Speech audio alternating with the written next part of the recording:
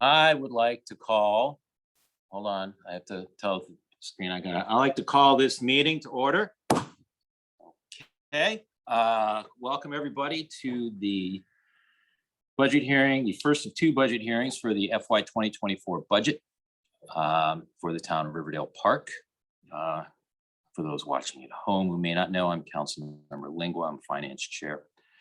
Oh, wait, gotta hit the got it button again. Here we go. Okay. And like I said, this will be the first two hearings that we'll be having on Saturdays to go through the budget section by section. I'm going to remain brief on comments outside of the one comment I wanted to make sure to have made, and that is to thank staff for the time and effort that they have put into this budget. This is a monumental task. And I appreciate their efforts, as I'm sure do other members of the council.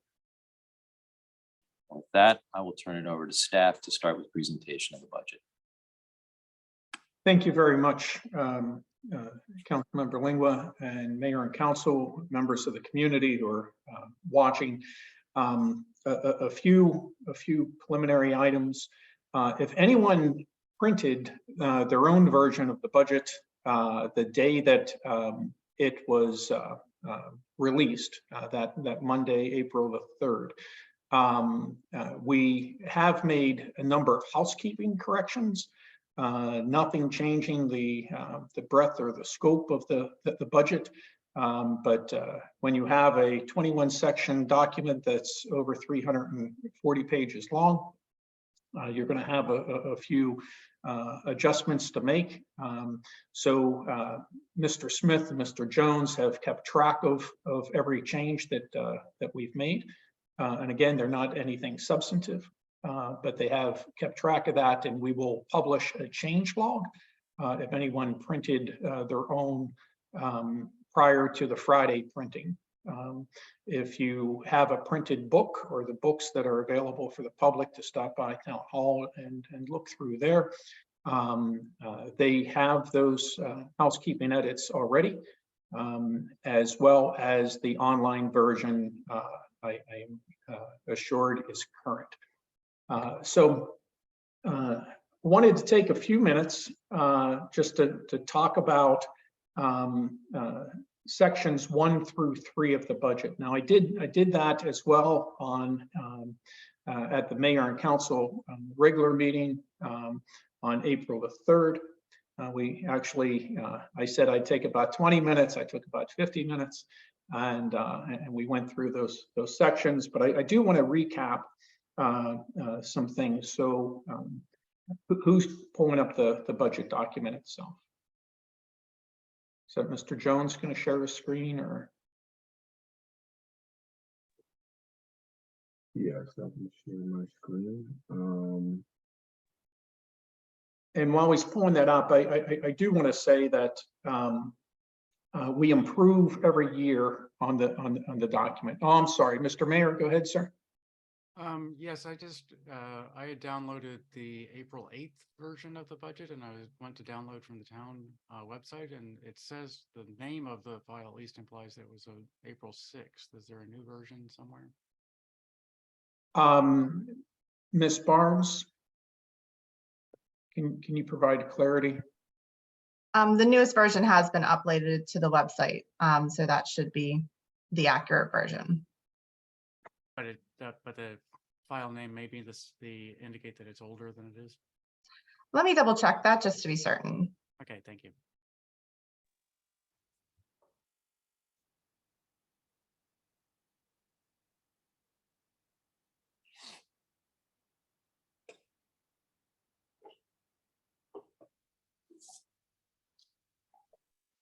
Mr. Mayor, were you able to obtain a paper copy of the budget?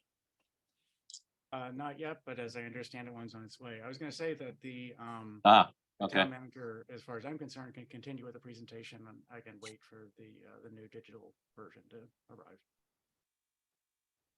Okay, so with that, Mr. Jones, I'm sorry. with that, Mr. Jones, if you can take us to section 1. The council is aware of this, but I think it's good to highlight to the community that the town continues to receive the GFOA Distinguished Budget Presentation Award. And this is a milestone for this small of a jurisdiction to follow these guidelines, to receive the input from a panel of municipal finance professionals in response to the budget, and to continually work to improve the budget document. It really speaks to the professionalism of the town as it relates to our finances, and that the budget, it's more than just numbers. It's a narrative. It's about our values. It's about the direction and priorities the council sets for the town to follow, and it provides a framework for staff decisions throughout the year.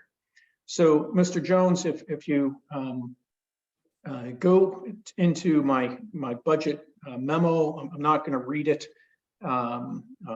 word for word here, but there's some important information to kind of set the tone. So first and foremost, it's a balanced budget that's being proposed. And we are not proposing any increases to any tax rates. And that's important to understand. There's no rates that are being proposed to change. The town is likely going to change in the next several years. We're going to see development in the next several years. And we're going to see an influx of residents in the next several years.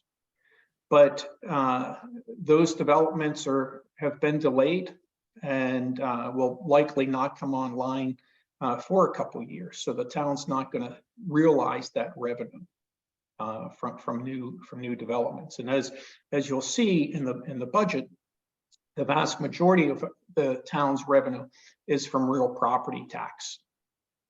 And the town's real property tax rate is 0.654 cents per $100 of assessed value. And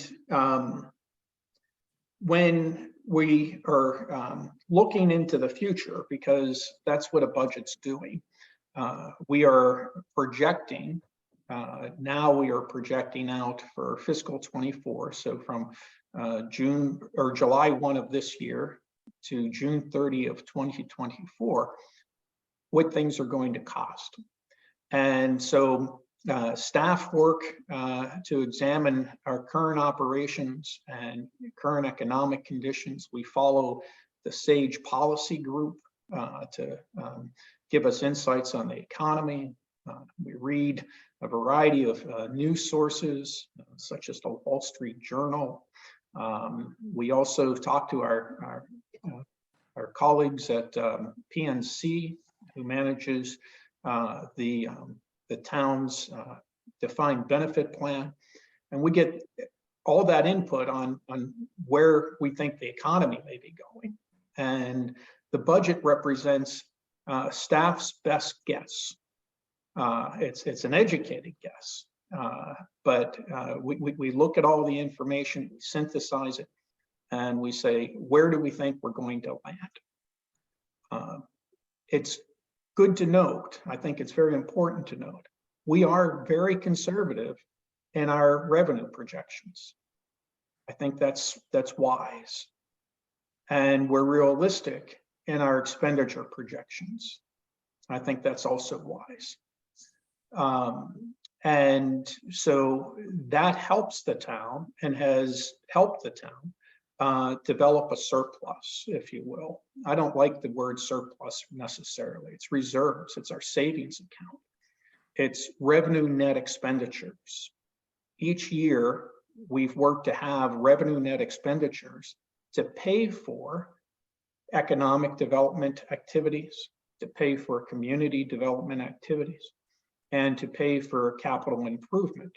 How does the town afford to maintain its infrastructure, make improvements to infrastructure?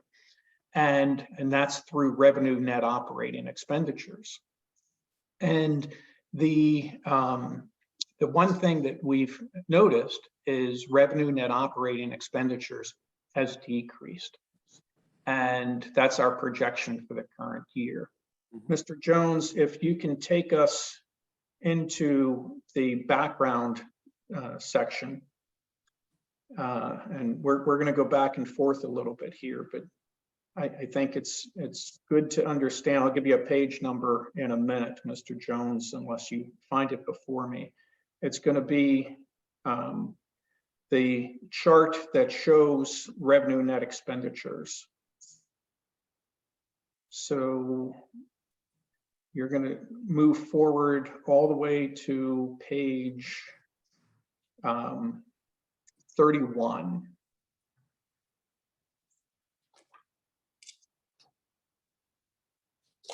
So on page 31, you see our projected revenue net expenditures is down to slightly below the 2020 revenue net expenditures.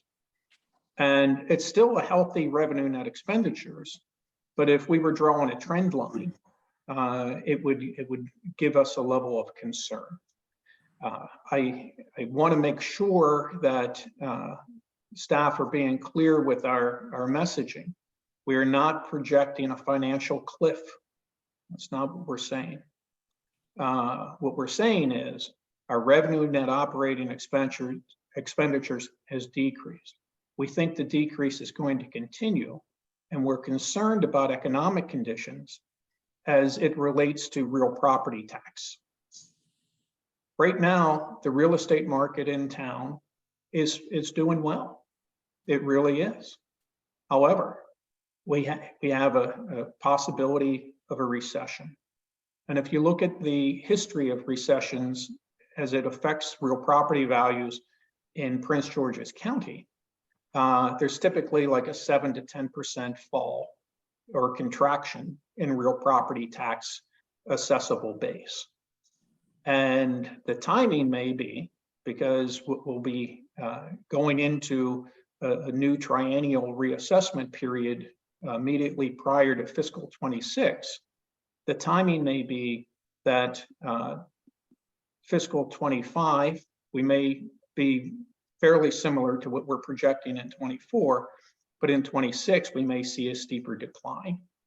And that means tightening of revenues as it relates to projecting out how town services will be funded. And so I would describe our message as my message as a caution to the town, not a cliff. And it's important that we examine things such as the defined benefit plan and the affordability and sustainability of that plan. That we look at things such as our healthcare plan. The town offers a very generous health benefit plan. We have to look at those things.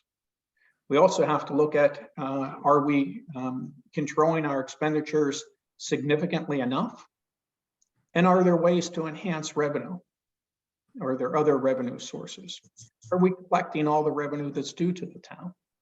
Those are things that we need to redouble our efforts and take a look at. I would answer that question generally as yes, but I think it's worth us on the staff side over the next few months taking a really hard look at these different areas, as well as our CIP. Are there opportunities for us to bring in money through grants, through public-private partnerships that will further our capital improvement program, but do so with non-local dollars? So there are a number of areas that we need to take a hard look at, and staff plan on spending their summers looking at those things and coming to the council in the fall, when we have another 6 months of data and more thorough study to adjust what we're currently predicting for fiscal 26, which is a tight year in fiscal 26.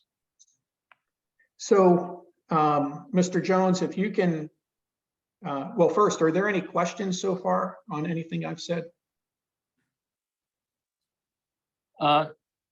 Lustician, in terms of what you're saying in the out years and the decreasing amount of revenue net operating expenditures, and essentially the approach that's been taken to be using this to help funding with CIP projects and economic development, is it in a sense then that you would be looking to the council over the next couple of years to start to give direction on policies to put in place in the coming months to position ourselves better for those out years? Yes, and the staff will spend the next several months examining a few things and bringing some proposals to the council. And so I would say September, October, we'll bring some proposals to you that will assist us in what we're anticipating being a tighter time in fiscal 26. Okay. And the comment you made regarding on the benefit side of paying compensation for staff, you had mentioned, you alluded to staff and council taking a look at the currently offered health plan. Yes, our healthcare plan continues to rise, an 18.6% increase year over year. Now we managed to lock that in for a 2-year period, but Okay. an 18.6% increase is really significant. Mhm. And participation in the plan right now is pretty much evenly split between a single plan participant and a family plan participant. All this information is in the background section. Let me see if I can get a page. Mr. Jones, if In the appendix, well, the no, appendices. if you can take us to page 29, Mr. Jones, the top of page 29. So you see where our healthcare expenditures are going. Right. And if we continue to face double-digit increases, that's really significant. And we want to make sure we're competitive. We want to make sure our employees are taken care of. We want to support them. That's an important value that the town has. But we also have to be realistic in what we are expending.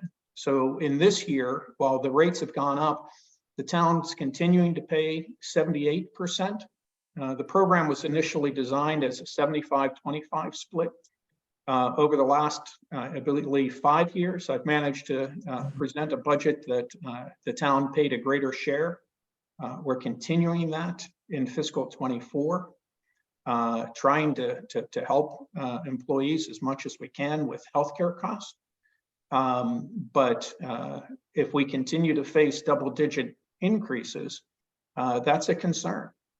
And if half of the participants that are currently in the single plan have a eligible event, if you will, qualifying event, if they become married or if they adopt a child or have a child and switch from a single plan to a family plan, the increased cost to the town would be very substantial.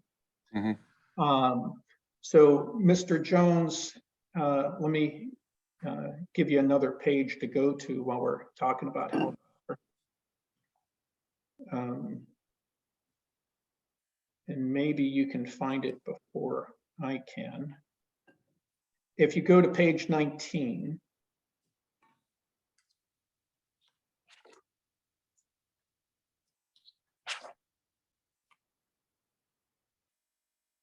The chart on healthcare benefit premium and cost sharing. Yes, so if we look here and so we have the single participant plan and the premium share, and then you have the family participant and the premium share. So the cost difference between a single and 24, so the annual premium town share in 24 for a single is $10,745, and the premium share, the town's payment in 24 is $25,000. So it's a $15,000 difference. Mm-hmm. And so each change that may be made represents an additional $15,000. Or if we have employees who currently don't participate in the plan, and then they do because of a change in their life, it could result in $25,000 per person. So these things just add up.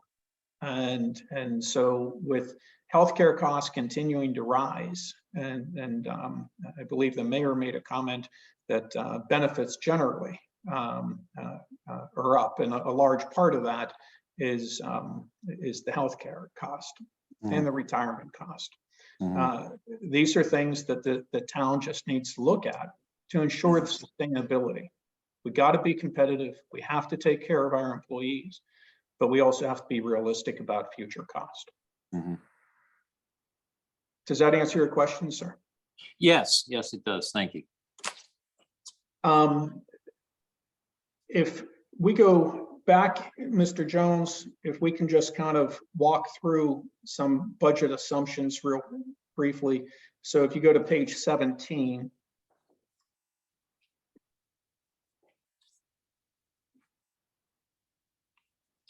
So the general fund unassigned reserve, we're keeping a really healthy reserve.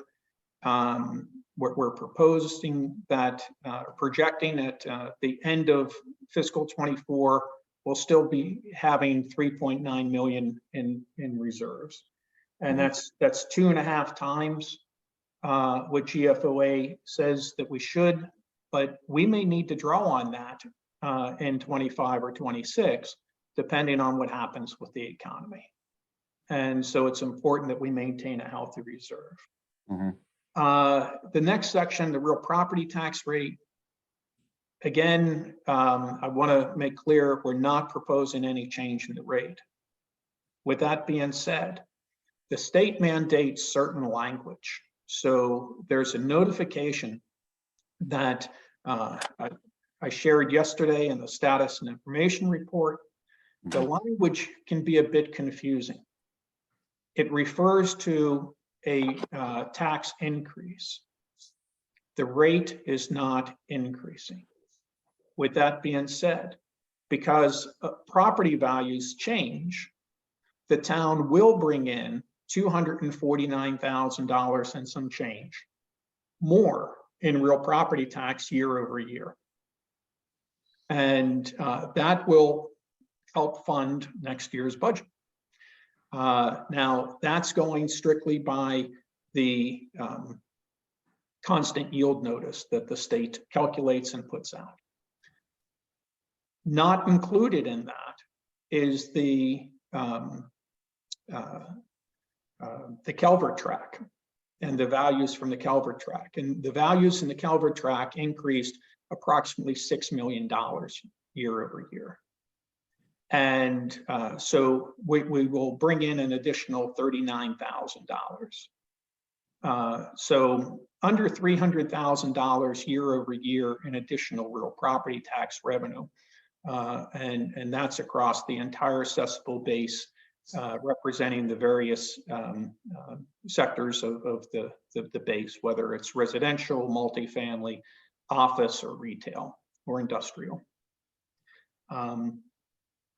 So no change in the rate. At the bottom of that page, business personal property tax rate, no change in this rate. However, as we mentioned to the council a number of weeks ago now, the base has changed for us on this because of a change with the state and how they calculate their the real property tax in terms of the assessable amount. It used to be that there was like a $2,000 exemption. First $2,000 of business personal property was exempt. The state has increased that to $20,000. So it's a smaller base with the same rate. The town's going to bring in less revenue. Mhm. Plus, there's also some significant changes to the purple line. The purple line had been paying a significant amount.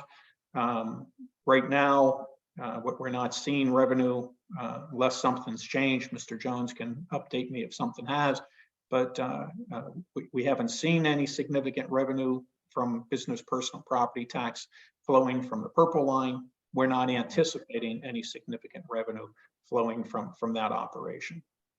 We're not sure of how all that's going to come out in the wash, if you will, in terms of the state's involvement and the schedule and everything. I think there's so many questions. It's best for us to say we're not going to be bringing in any sizable revenue from business personal property tax on that. The operating public utility tax on the next page. This is a tax on utilities and on their property, if you will. And we're not suggesting that this change. This brings in about 220,000, I believe, in revenue a year, and it's a reliable and steady source of revenue for the town. The admissions and amusement tax rate, the town brings in a very de minimis amount of revenue here. We're also, for this budget, proposing no change to the fee structure. Mr. Jones, if you could keep that moving, thank you. No change to the fee structure. That's something, though, that hasn't been changed in a number of years, and that's something that we should look at for future budgets. The debt service, the good news is, and I think it's actually on the top of page 19, that we will be paying off the one PNC loan in 2026, so May of 2026. And when we get to how debt service is calculated, the amount that we pay PNC is about $300,000 a year. So of the 466 in debt service payments, 300 of it is going to PNC. So once we retire that would be 300,000 additional that would be available for operating. And that's really significant at a time when we're projecting that things are going to tighten up, unless the town takes on more debt, which that's not a recommendation at this time. That would free up $300,000 approximately for operating expenditures. So the timing on that's good. And I believe Councilmember Lingwood, you were the one who pointed that out a number of weeks ago. We've already talked about the healthcare. Now we have a number of funds. We have the Health and Wellness Fund. We put some money in there to deal with unexpected or unanticipated increases. We've come to expect significant increases. Pardon,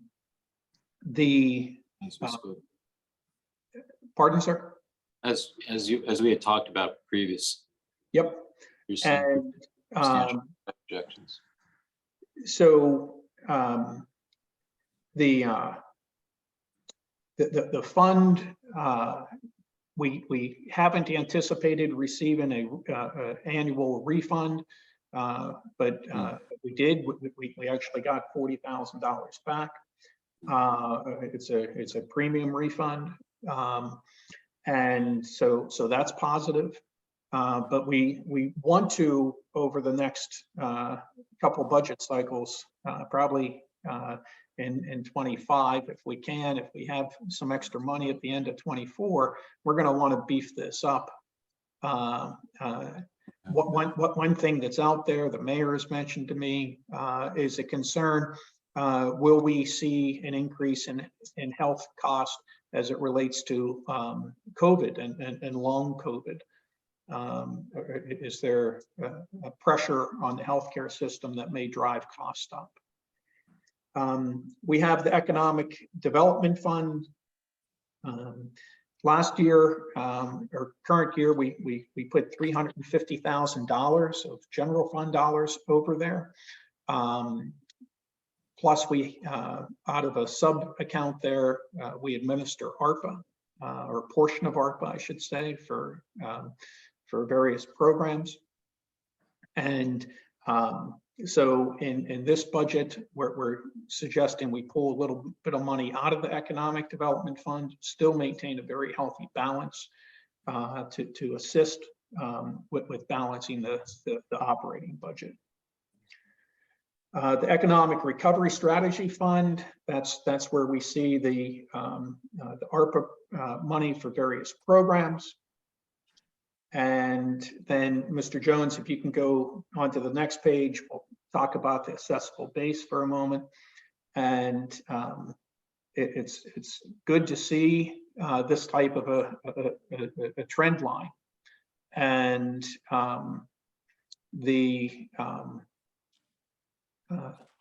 overall, with you see slight retractions, we had a slight retraction in 22.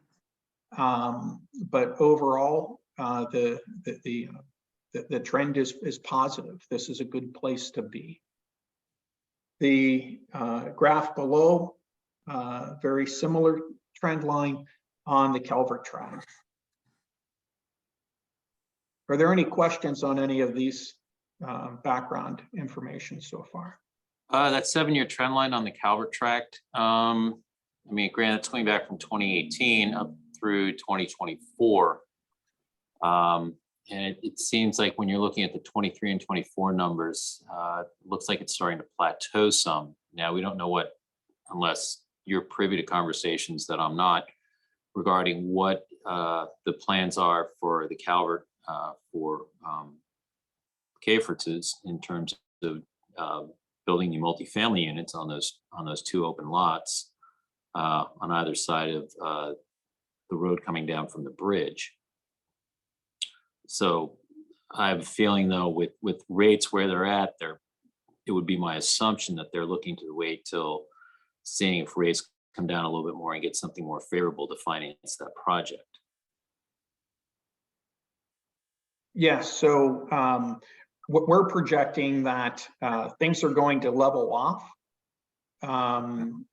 in 25, not just for the Calvert track, but the concern is that then in 26 we may see a contraction, right, in real property tax assessable base. Okay. So nice trend line with good economic conditions. Something like that should continue. With uncertain economic conditions and developers on the fence on when to initiate development, I'll say it that way. That tells us that we're probably going to level off some. That trend's not going to continue. But if the economy improves, that trend very well could happen. It could continue. But with the uncertainty we have now, we think we're going to see it level off for probably 26, slight increase in 27, slight increase in 28. But really, you're talking 29 and beyond where you get back to this type of a trend. Okay. Thank you. Mr. Mayor, you had your hand raised, sir. Yes, something that we might consider at this point is, can everybody hear me, by the way? I don't know if my audio is working. Can you hear me? Yes. Okay, good. Is that we have the current financial arrangement, and sorry, I haven't had enough coffee, where the bridge is paid for before we get any money. And the interest rate that we are paying on that is high, because it's for the investor, which happens to be the Calvert Tract, then they are shouldering a supposed risk that, if they don't deliver on it, then they don't get paid. And I think that now that we are actually clearing income out of there, then we could consider retrieving that or reworking that financial arrangement in order to have a lower interest rate. Now, given where interest rates are, it might not be as dramatic as it would have been if we done this a year ago or 2 years ago, but still, Mhm. it's something that we might look into in the long run. And that's something that we can explore with bond counsel. I'm not sure how that would work with since it's bonded debt. But it's something definitely, Mr. Mayor, we can talk with, I believe her name's Lindsay Rader, the bond counsel. And we can talk with Lindsay and see if something could be done there. Or we could take it a step further and encourage the county to take over that bonded debt service for the bridge, because that's $400,000 a year that the town spends on that debt. Agreed. It would be nice if the county took that over. Yes. How Okay. likely this remains to be seen. Yes. So are there any other questions on this section?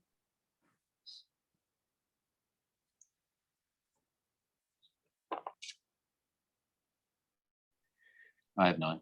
No.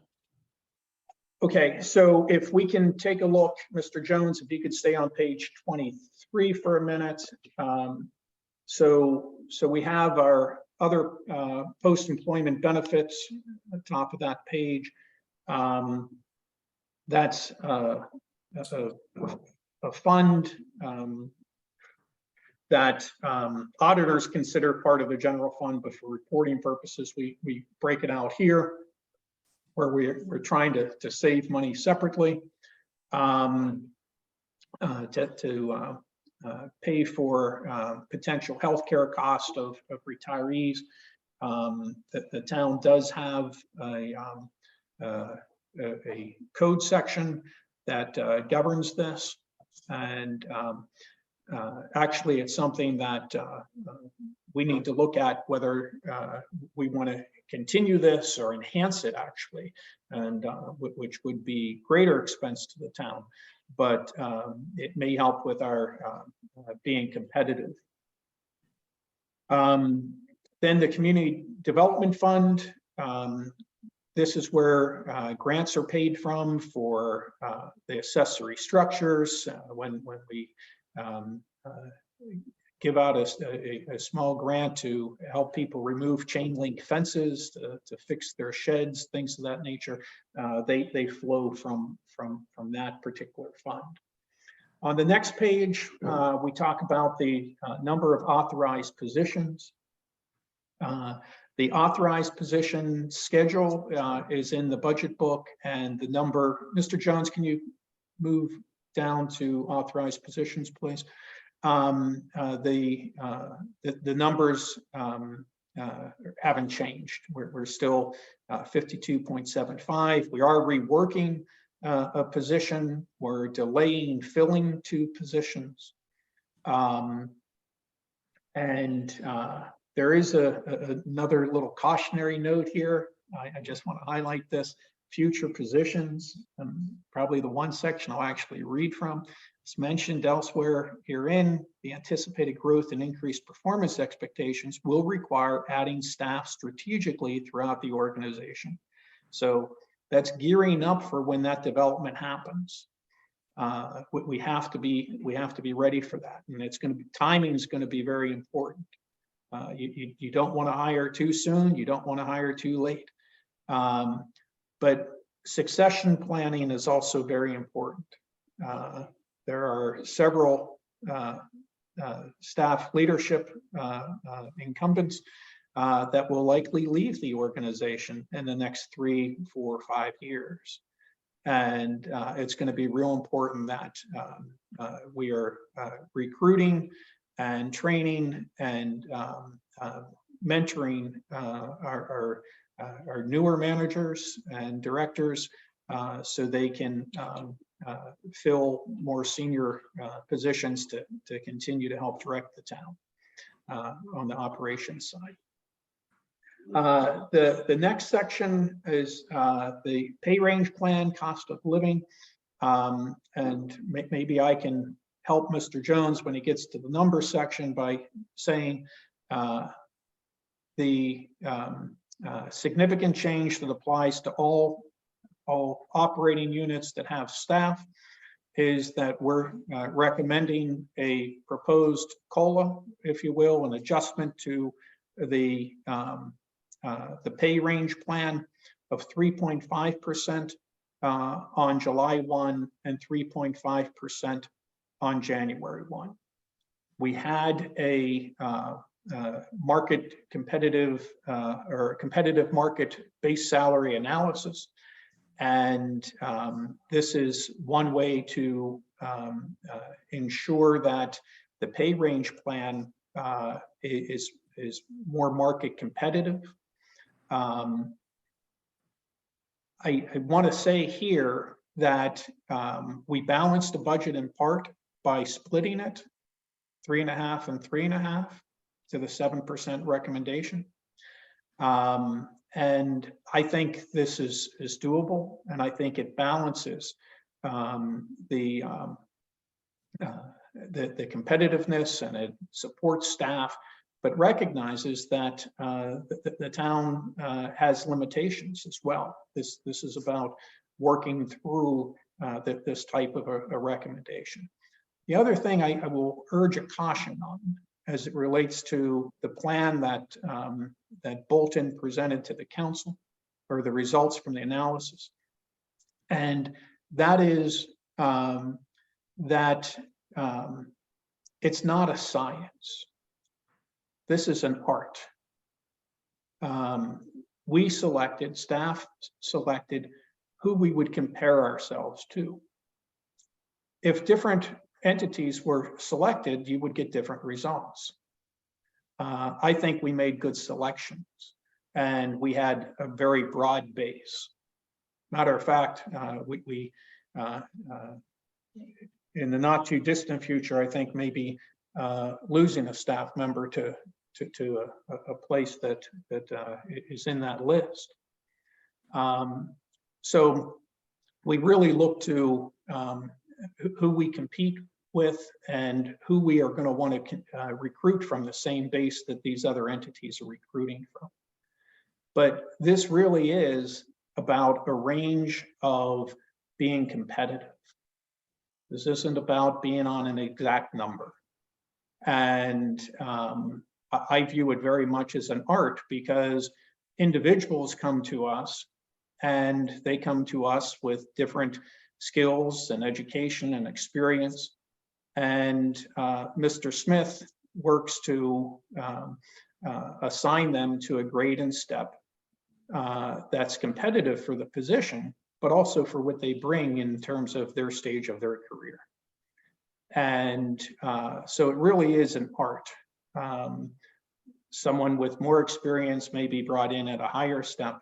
Someone with less experience or less certifications may be brought in at a lower step. The pay range plan simply provides a tool that our employee services staff apply that tool in determining placement on the scale. And, or as we call it, the pay range plan.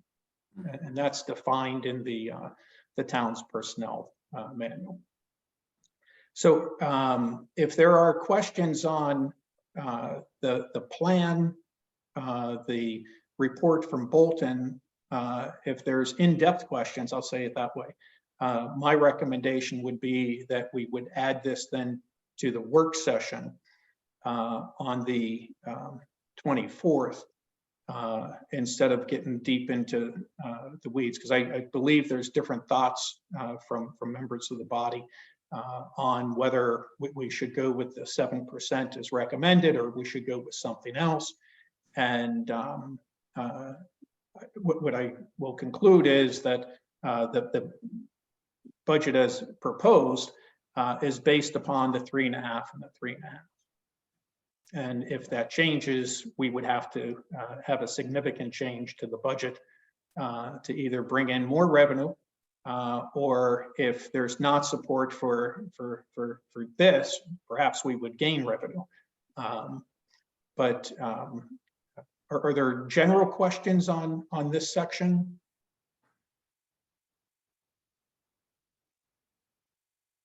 I know the only concern I had was, and you just brought it up by saying it's probably gonna be a better time to talk about this on the at the work session on the 24th. So we can bring it up then. I think that's a good idea. Okay, and Mr. Mayor, if you're good with that, I'll put that on the draft agenda for your consideration. And we can prepare an update on the Bolton plan and field questions from the council. That sounds good. If I may, I would make one suggestion Sure. to members of the council. If you want to get your questions in ahead of time to staff so they can have that prepared for the work session on the 24th, my suggestion. And thank you for that, Councilmember Lingwood. It always helps. Okay, so if we continue on the next page, just a chart showing inflation. Still hoping inflation gets tamed sometime soon. I was reading this morning that the economy seems to be slowing. And so maybe inflation comes down, but then again, that raises the likelihood of a potential recession, which then has its own implications for us for future years. The next several charts I think are important to look at under restricted use operating revenue. So Mr. Jones, if you go to page 26, please.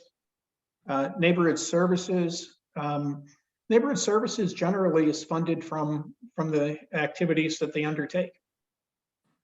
So whether it's business licensing or permits or rental licensing, it pretty much pays for itself within tens of thousands, but that's not bad. Now, next year, if we don't increase fees, but we added a staff person, and that 235 figure, that's a half a year of a staff person. So that number will climb. But overall, it's a good place to be. And one thing that's real important on these types of restricted use revenues is that the town is not the town's not permitted to make money, if you will. We can't have a fee structure that we take the fees and use it for something else. Fees have to be for a service. If the fee is not tied to the service, then it's a tax. And then we don't have authority to do that. So this chart tells us a number of things. We're within an acceptable range, and our fees are paying for the services rendered. And it doesn't have to be two parallel lines. You're going to have fluctuations. You're going to have vacancies. Those things are going to happen. But it comes down to a reasonable test. I think our line overall shows a history of being reasonable. So right now, I think our fees are reasonable here. As expenses increase, we can increase fees to meet those expenses.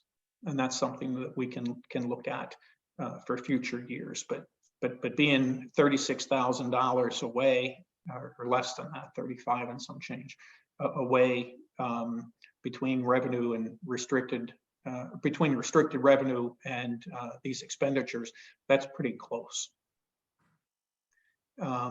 If we can go to the next chart, Mr. Jones, actually, if we can go to the next page. Yeah. So for this chart, we've grouped the three cost centers of police services together, or public safety together. So we have police services, we have automated community safety programs, and we have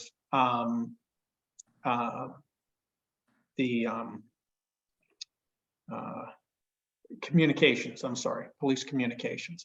So we've combined those three for this blue line here. And then underneath that is what our expenditures would be if there were, or after you apply the restricted use revenue. So we have two restricted use revenues as it relates to the police department.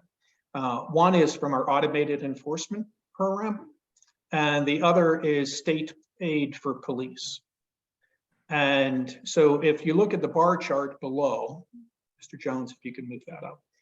So we're going to spend $5 million on public safety across those three areas. Restricted use revenue brings the expense of local revenue, or applying local revenue, it brings it down to 3.8. So we're spending 3.8 of local dollars, tax dollars, general fund dollars on public safety. The rest is either a grant from the state or through fine revenue from the automated enforcement, taking it up to the 5 million. And let's see here, Mr. Jones, can you, any questions on that? That's kind of an important chart, I think. Can you go back for a minute, Mr. Jones? I would take it that the majority of that difference of, call it a ballpark, 1.2 million, a little over that, almost 1.25 million, is coming from the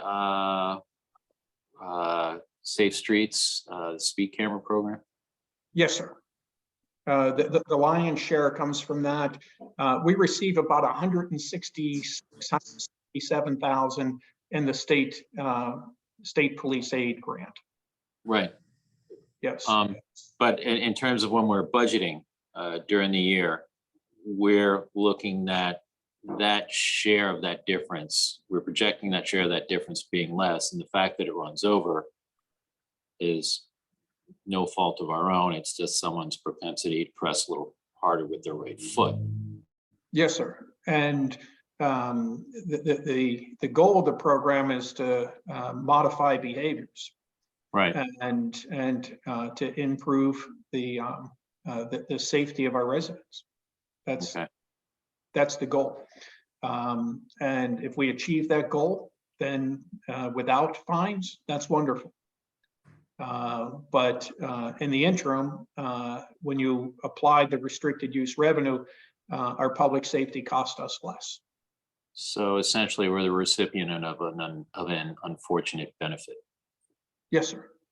Okay. On the next page, an analysis of the fuel cost. Fuel's continuing to go up. We now have 2 electric vehicles Councilmember Lingwood, you mentioned about the need for staff to analyze the cost of ownership, if you will, of those vehicles, and we plan on doing that. The CIP budget also includes an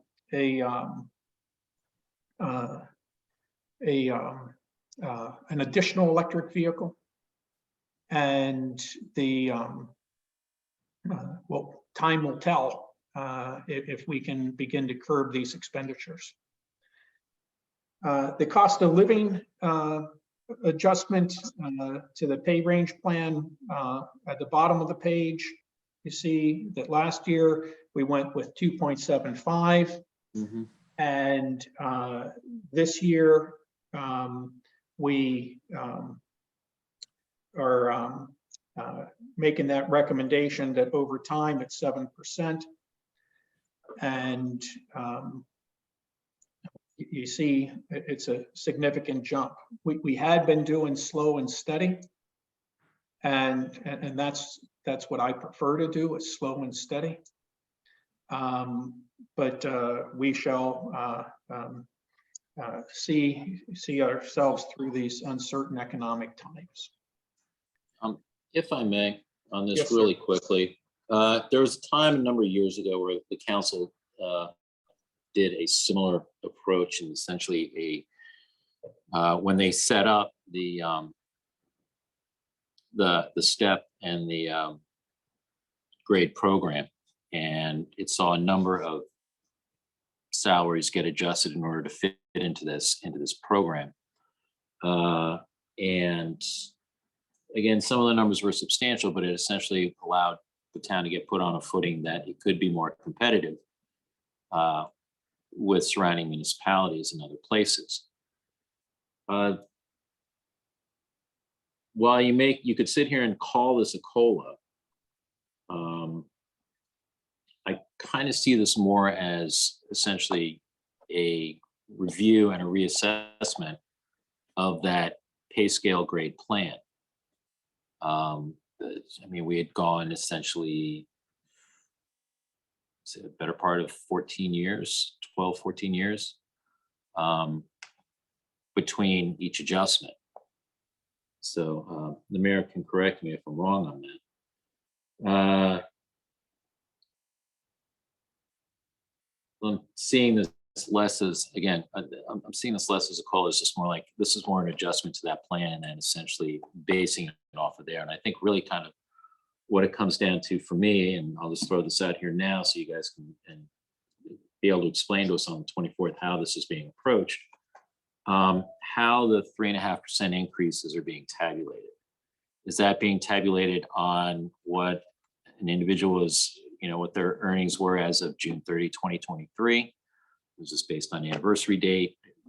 I think that's one, and that's the devil in the detail or I don't want to call it the devil, but that it's a detail that I think a lot of us would like to be clear on going forward. Yes, and I can answer that question briefly, sir. So it is calculated based on July 1. So I agree with you. It's really not a COLA. It's an adjustment to the plan. Right. And we can rework this part of the background information to make that clear. Okay. For the approved budget. And but it would be the whole scale, no matter where you are. It's a 3.5% adjustment on a date certain, and then no matter where you are, another 3.5%.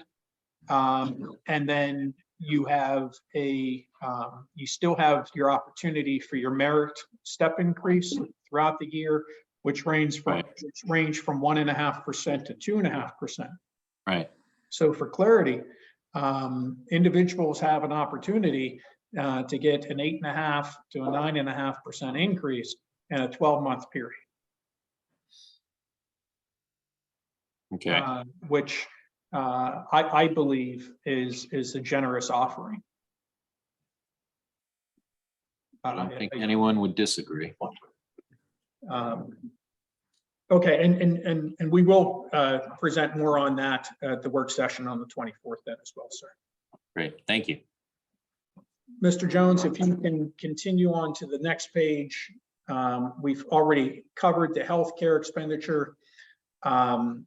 If we look at the defined benefit plan beneath that, you see that if you can move that down, Mr. Jones, so we can see the, you see that the cost continues to increase. Now, we've locked in at a 19.4% ADC, actuarially determined contribution.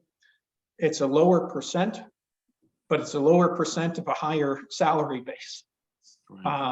So it's costing us more money.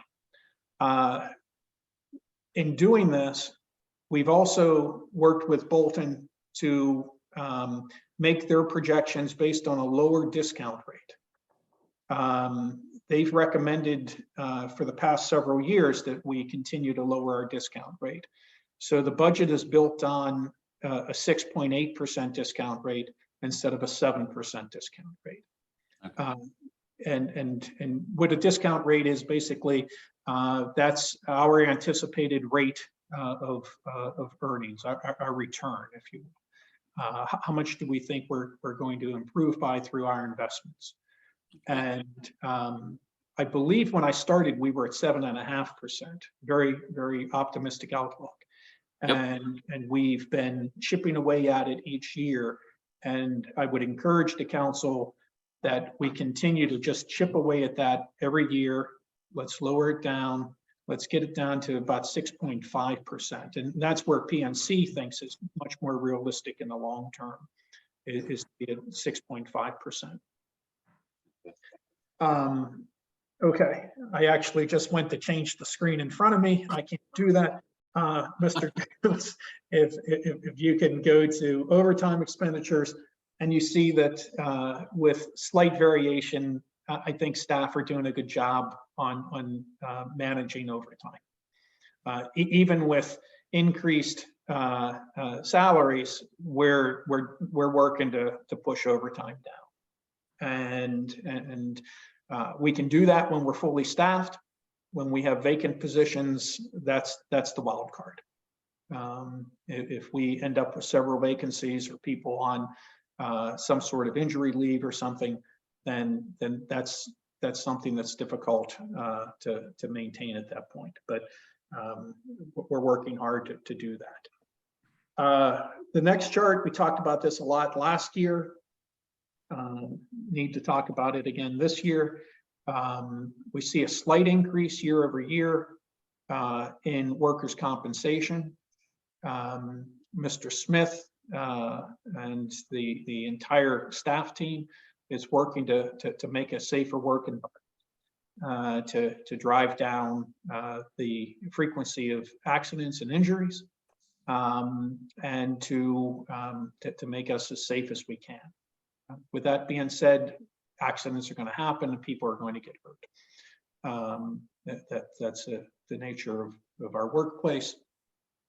And we're doing our best to control that.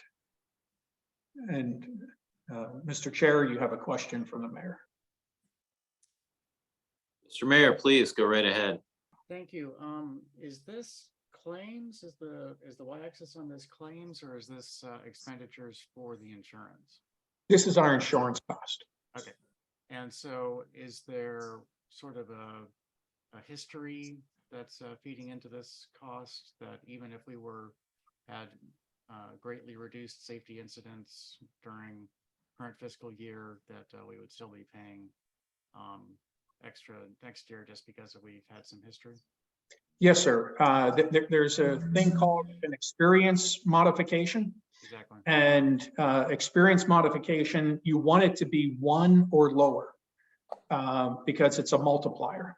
So they will calculate out what the rate is, and then they apply the experience modification. So they reach back, I believe it's 30 months. We can check on that for you, but they're going to look at our previous experience, and then they're going to apply that 1 point something, and that raises the rate. Okay, I just wanted to clarify where the $300,000 number came from, so thank you.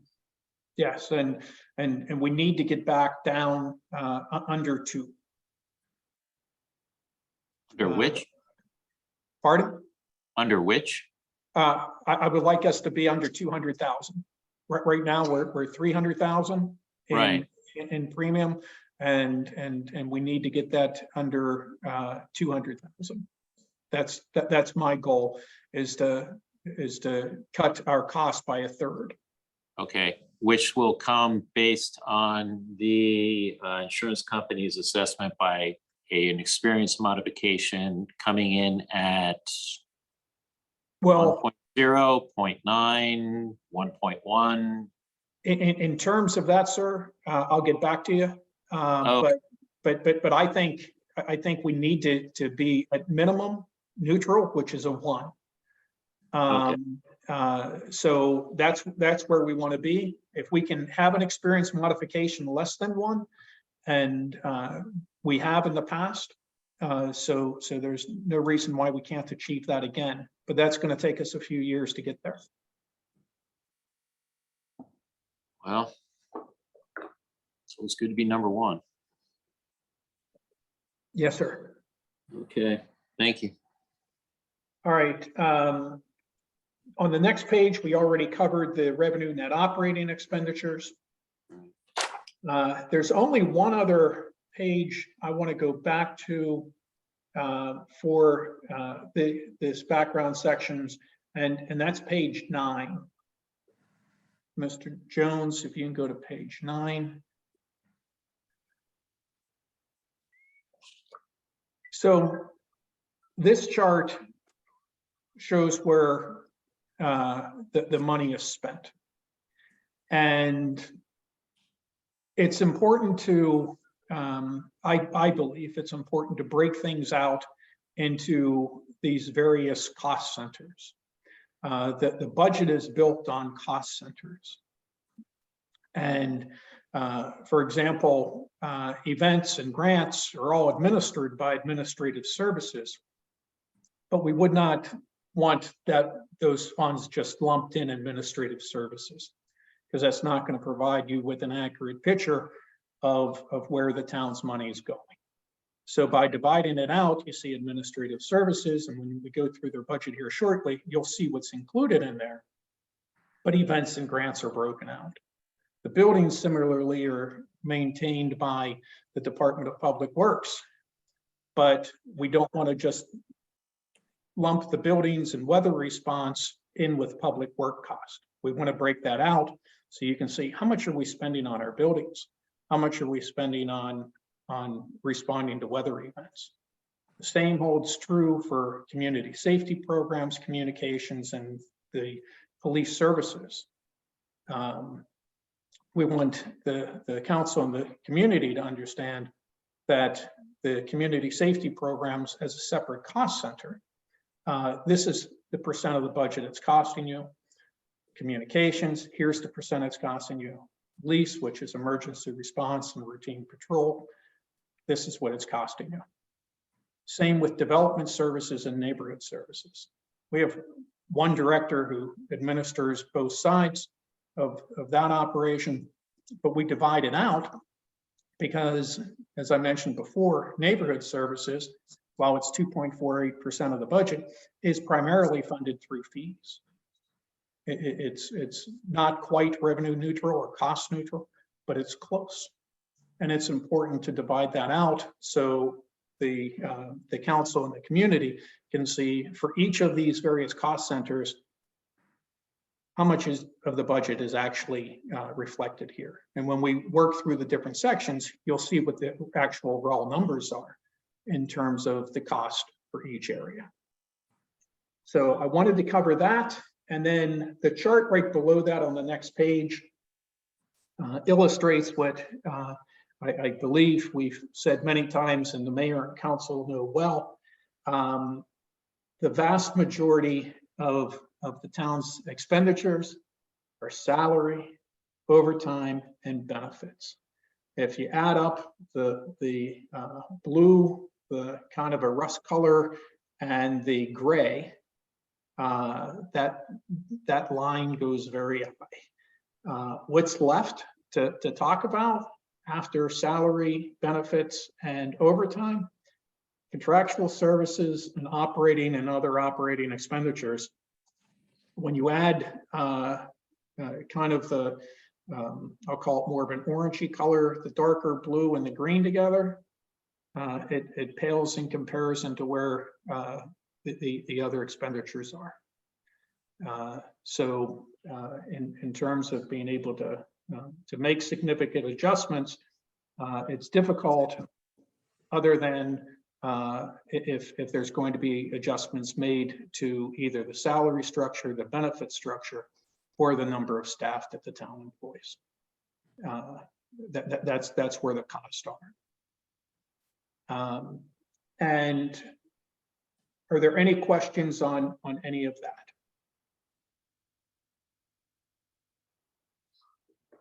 I have none. That's always, I mean, this is always a challenge. Putting together any budget is trying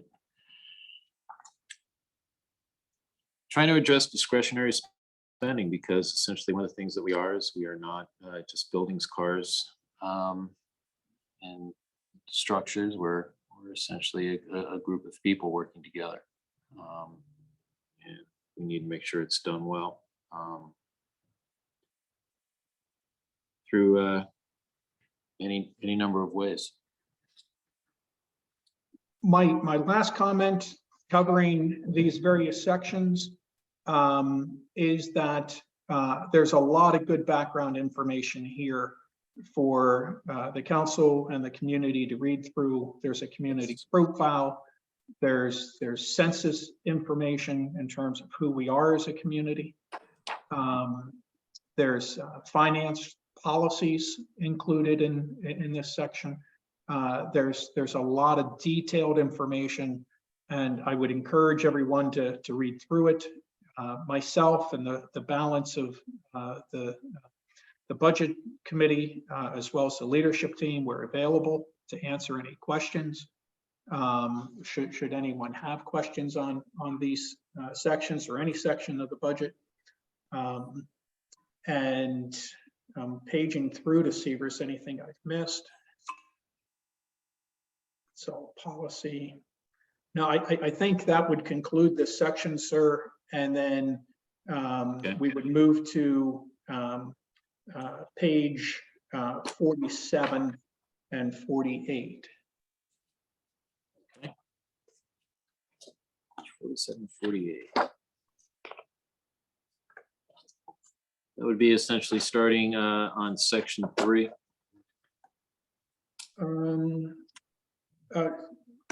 I showed it section 2. Okay. Yes. Well, yeah, that's So it's the fund balance. that's one of our interesting little things with some of the books here, where section 2 starts on page 47 and 48 in the table of contents. When you look down towards the bottom of the page, it says 33. So there's a little bit of a difference between what's on screen and what's on the. Ms. Barnes, if you can make a note of that and follow up with Councilmember Lingua in terms of. Granted, this was the book I got last week. I could probably reach over and grab one of these other fine books and open it up and see if there's been an adjustment made. No, same thing. Anyway, section 2, Section 2. which there is notice of a proposed, starting with the notice of the proposed real property tax augmentation. Yeah, actually, sir, I apologize. Obviously, there's an error in the print copy. We can work around it.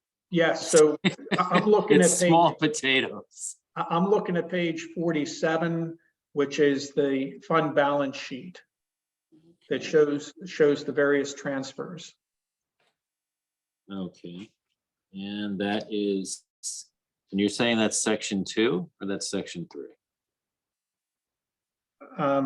in my book, it shows section 2. Right, well, the one I got put together is Sony checks in section 3, but anyway, page 47, fund balance projection for June 30, 2024. Yes, sir. So Please. on this page, at the very top, Mr. Jones, can you make this larger? It is rather fine. There we go. So we have audited fund balances as of last year, or the end of last year, as of June 30, 2022. And then activities that were approved by the council for 2023, where we moved money from one fund to another fund and back and those sorts of things. Then there's anticipated expenditures. And then, Mr. Jones, if you go down to the center of the page, we are projecting, we have a projected fund balance at the end of this fiscal year. Now, that's our best calculations across that line. And then in 24, we show money going to debt service reserve. We show funds going to CIP. We show funds going to the operating budget. We show funds from economic development to operating. We show funds from OPEB to operating. And that's in the general fund. There's some other transfers in terms of funds going to capital improvement. We have funds flowing out of economic development, and all these things will be detailed in the individual sections. So when we go through the budget book, you'll see in CIP, we're drawing on these funds. That's primarily where you see it. The thing I wanted to highlight today is at the very bottom, where we're projecting we can be at the end of the fiscal year. So when you see projected balance, can you bring that up some more on the page, Mr. Jones? No, I want to see the bottom. I want to see the bottom numbers, but not have it at the very bottom. The bottom blue line. Yep. Yeah, I was asking if the bottom blue line could move up a little bit, but There you go. So you see projected, we're saying as of June 24, 3.9 in general fund. And the next column is OPEB, other post-employment benefits. We'd still have 271 there. Community development, we'd still have 20. So from an audit perspective, OPEB and community development are part of general fund. So we would have 4.3. And that's without projecting any sort of revenue net expenditures for next year. We have a balanced budget. At this point, we're not projecting revenue net expenditures for next year. If we outperform on revenue, control expenditures, we'll have a number to plug in there. But 4.3 is a good number to start with. Even with a falling revenue net expenditures that we anticipate. And Mr. Jones, can you go to the next page? So this is one of the most important calculations that we make. So we have the assessable base at the center at the top, the 833, and then the 147 for the Calvert track. We then apply our tax rate, and then the TIF deal we have, the agreement is that 0.088 of the Calvert track can be used for debt service, and then the balance 0.5660 then flows after TIF expenditures flows to the general fund. So when you make these calculations and we look at our debt service payments, the 466,941 in the center of the page, we have to pay our debt first. So after we pay our debt, we're looking at 5.945771 real property tax revenue that flows to operating. So when Mr. Jones takes us through that section here shortly, you'll see that number again. And so of the $9.4 million proposed budget, nearly $6 million is from real property tax. And any questions on that? I know. Okay, Mr. Jones, the next section are the summaries. If you want to go to summaries and projections. So if we can stop here, the budget proposed is 9.4. We've calculated across the board that we're going to have some increases. You'll see projected growth of local taxes. We're showing a very mild contraction here in fiscal 26. This is for demonstration, for a highlight, a caution, call it what you want, that we may not see the growth that we typically see. That may actually be a 1%, it may be a negative. We'll know more as we get closer to that time. But we went with a 2% there just to say, hey, there may be something happening here. This is our cautionary tale. If we look down to the expense side, Mr. Jones. And so if we look here, we're trying to be realistic, but at the same time, realistic to our revenue. At the very bottom of this page, you'll see, and can you make this bigger, Mr. Jones, for those who, like myself, have a hard time seeing the small print. But if you look here, what we're saying that when you factor in PAYGO, and we're saying, and PAYGO's for CIP, capital expenditures, where we should be paying from current year. We're projecting, and we have done this for the past 6 years that I've been here.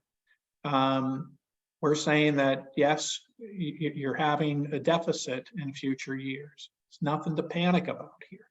This is so that we are realistic, saying, well, you know, we should be spending, or we should have enough money from our current year to pay for capital expenditures. And what we do is we actually use monies that flow from the previous year, revenue net operating expenditures, to pay for that. But as that dries up, we have to be thinking, well, in future years, we have to have revenue in the current year to pay for some capital. And so no one should be shocked that they see revenue net operating expenditures in the negative at the bottom of this page, because this has been in the last probably 4 budget books. This is just us being conservative. If we outperform, that's wonderful. And you know, I've said it many times here, and the mayor and I have had very substantive discussions. I think that the town has done a remarkable job over the last 10, 15 years, repositioning its finances and getting to the point where we have substantial reserves and we're able to pay all of our expenditures on time. And there's no lines of credit or things of that nature. The town is in a good position. But we also have to say, we have to continue to be cautious. And that's what these 5-year projections are designed for, to lay it out. All right, where are we going? And if we continue to be cautious, yeah, we may have some things to deal with. And that should be in our mindset, I believe, as we make large large decisions on the future of the town. Any questions on why we have 5-year projections and what it is that we're talking about from a 30,000 foot level in terms of what we may see?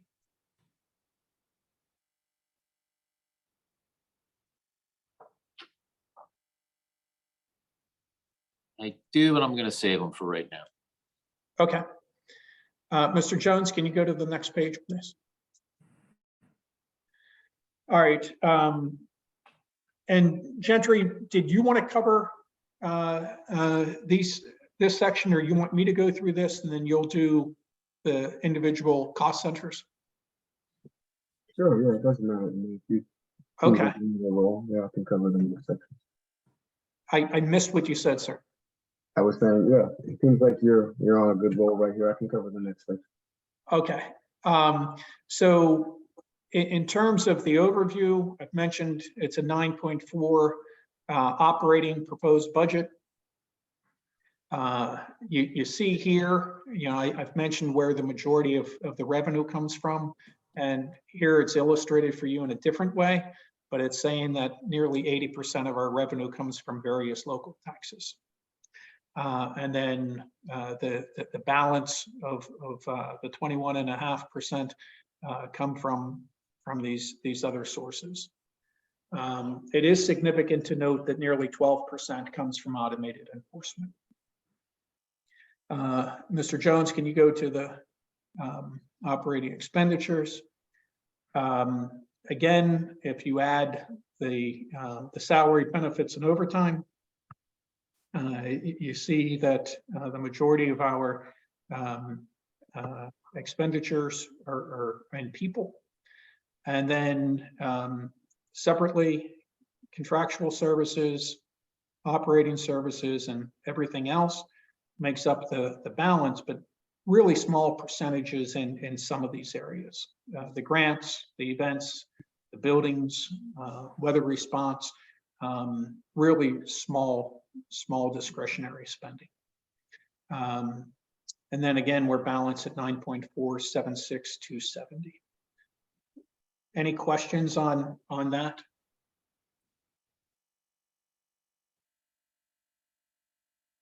Okay. Mr. Jones? Go ahead. The pages that follow break down what it is that we just looked at. So, and you'll see this as a theme throughout the book. We go from general to specific. And so we talked about local taxes above, and then what's local taxes comprised of. And you have 5 revenue sources that make up local taxes. That's real estate taxes, personal property taxes, that's a business personal property tax, local income tax, that's our share from the state, operating tax, and emission and amusement tax. I will say again, for anyone who's just joining, there are no proposed increases in any of these rates. And then the next area, license and permits. This is the area that essentially pays for the lion's share of neighborhood services. So I mentioned this earlier in terms of the restricted use revenue there. Administrative fees, we're not proposing any changes to administrative fees. Administrative fees, we're saying are going to be relatively flat. Now I will say this. Let me call this out in case anyone's looking in the projected 23 number, the 35,000. So Mr. Jones, can you go to that? Well, stay on that page. And so it's line 4207, municipal infraction, and 34,580. That is primarily at one building. It's a multifamily building that simply routinely fails to comply with some basics. So there are other municipal infractions have been issued throughout the town, but primarily this is trying to have the owner do right. And we're hopeful we can have a separate work session discussion with the council to bring you up to date on the town's efforts to change the dynamic with this particular building. But we don't anticipate that level of fines continuing. At least we certainly hope not. We're not going to bank on it. And that's why we're back down to $2,100 and expected fine revenue for next year. Any questions on that? So essentially, it's an outlier. It's an outlier, sir. At least, yes, yeah, it's an outlier, and we certainly hope it doesn't continue. Okay. And then fines and forfeitures, not great change or anything there. Mr. Jones. Automated safety. Can you come down a little bit, Mr. Jones, so I can see the headings at the top? Okay. The budget for next year is $1 million. We had lots of discussions on that because typically we go really, really low. As you can see, the approved budget for this year is $745, but we're anticipating being nearly double what we proposed. We have good reason looking at previous actuals to believe that $1 million is an appropriate number to plug in there. And that's a gross number. That's not the net from the program. But I'm comfortable, I think Mr. Jones and Mr. Smith are comfortable saying that $1 million is a realistic number to plug in, even though it's up 255,000 or more than that. It's 280,000 more than the current year budget compared to budget. So if you look at budget of 23, we were at 745, and we're saying $1,025,000.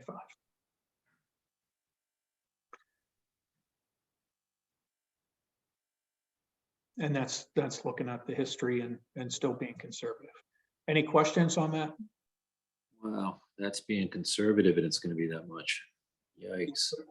Yeah, because if you look at the 21 and 22 numbers, sir, those are actuals. Hmm. And if you look at our estimate for this year, our estimate for this year puts us back to fiscal 21 number, I mean, $1,000 off. Right. So we want to be conservative. We don't want to balance our budget or become reliant on fine revenue. But I think the history shows that we're going to bring in $1 million next year unless something changed drastically. Okay. Wow. Yes, sir. That's a wow. That's a $280,000 anticipated increase. Okay. From budget, not in real dollars, but budget over budget, and we're still being conservative. Under grant revenues, this tracks our regular grants. There's other little grants that we managed to get throughout the year, but this is the state police aid that I mentioned before in terms of restricted use revenue to fund public safety. Reimbursements, it's fairly steady across there. And then other revenue, Mr. Jones, if you want to, well, I can explain the bottom part here. We're showing the transfer in. So there's 3 transfers in to the operating budget. We're transferring in, if you look down to line 4904, this is what I mentioned earlier from the fund balance sheet, you're going to see these numbers again in greater detail. And so 4904, taking $75,000 coming into the operating budget from economic development. That's non-ARPA. We had put 350,000 in general fund in economic development last year, but most of our programs are being funded by ARPA. And so the money was sitting there and not projected to be utilized next year. So we felt safe in bringing over a portion of that 350. And then OPEB, transferring 128,000 in. That's to help offset the increased cost to the defined benefit plan. And then 100,000 transfer in from the general fund. That totals 303,000 and some change. So it's important to note that if you take a look back through the previous budgets and you say, okay, have we done something like this before? We have. We've transferred in from OPEB, and fortunately, at the end of those years, we actually didn't need the funds for operating, and we would make a transfer back and put money back in OPEB the following year. We've done that. We're really kind of uncertain economic times. I don't know if we'll be able to do that next year, but that's our history. The other thing is of the operating budget, and you'll see this line item in administrative services. We're continuing with $100,000 contingency fund. Previous years we had 113,000, but we have $100,000 in contingency. So it's allocated funds should something happen and the town faces some sort of an emergency. This allows us to have some wiggle room without having to process a budget amendment. And so the money will be allocated, same as it has in the past, but it's set up should there be some sort of an emergency that occurs. Thankfully, ever since we've established this contingency line item in the operating budget, we've never had to use it. I still think it's wise to program it, to allocate the funds, because we just don't know. And in the midst of an emergency, I don't think the council should have to be thinking, oh, we have to amend the budget, but rather there's money there for the council to direct its use. And then that takes us up to the 9.4. Okay. Mr. Jones, does that conclude this section? Yes, that's correct. Okay. Any questions on anything that I've said today before we get into individual cost centers? I have none. If it pleases the chair, I will hand this over to Mr. Jones and members of the staff leadership team who are going to walk us through the various cost centers in the other sections. And Mr. Chair, the mayor has his hand raised. Mr. Mayor, please. Mr. Chair, if I might politely request that we have a 5-minute break.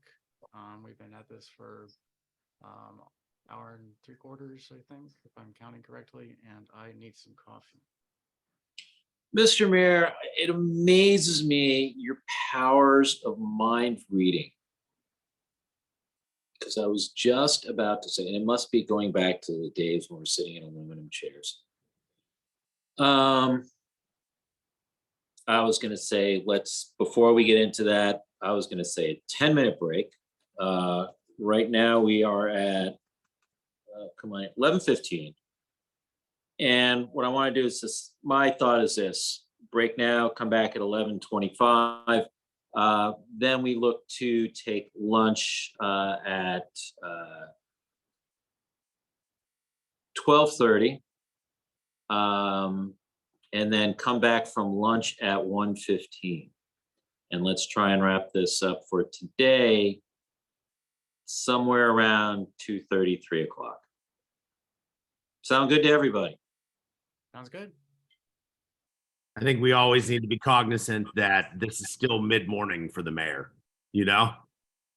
I know, the night owl he is. Okay, let's 10-minute break, come back at 11:25. Thank you.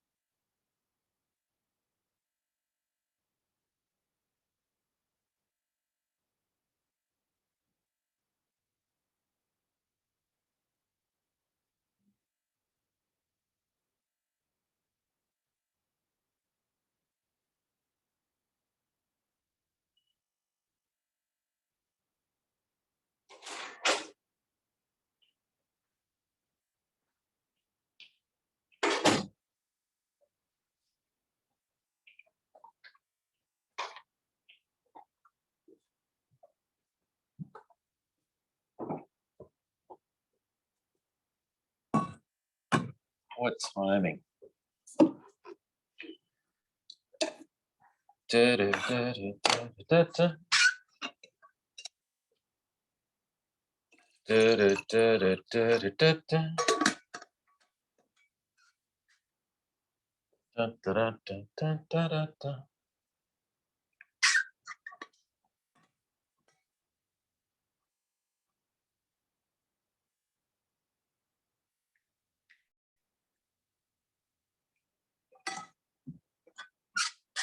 All right.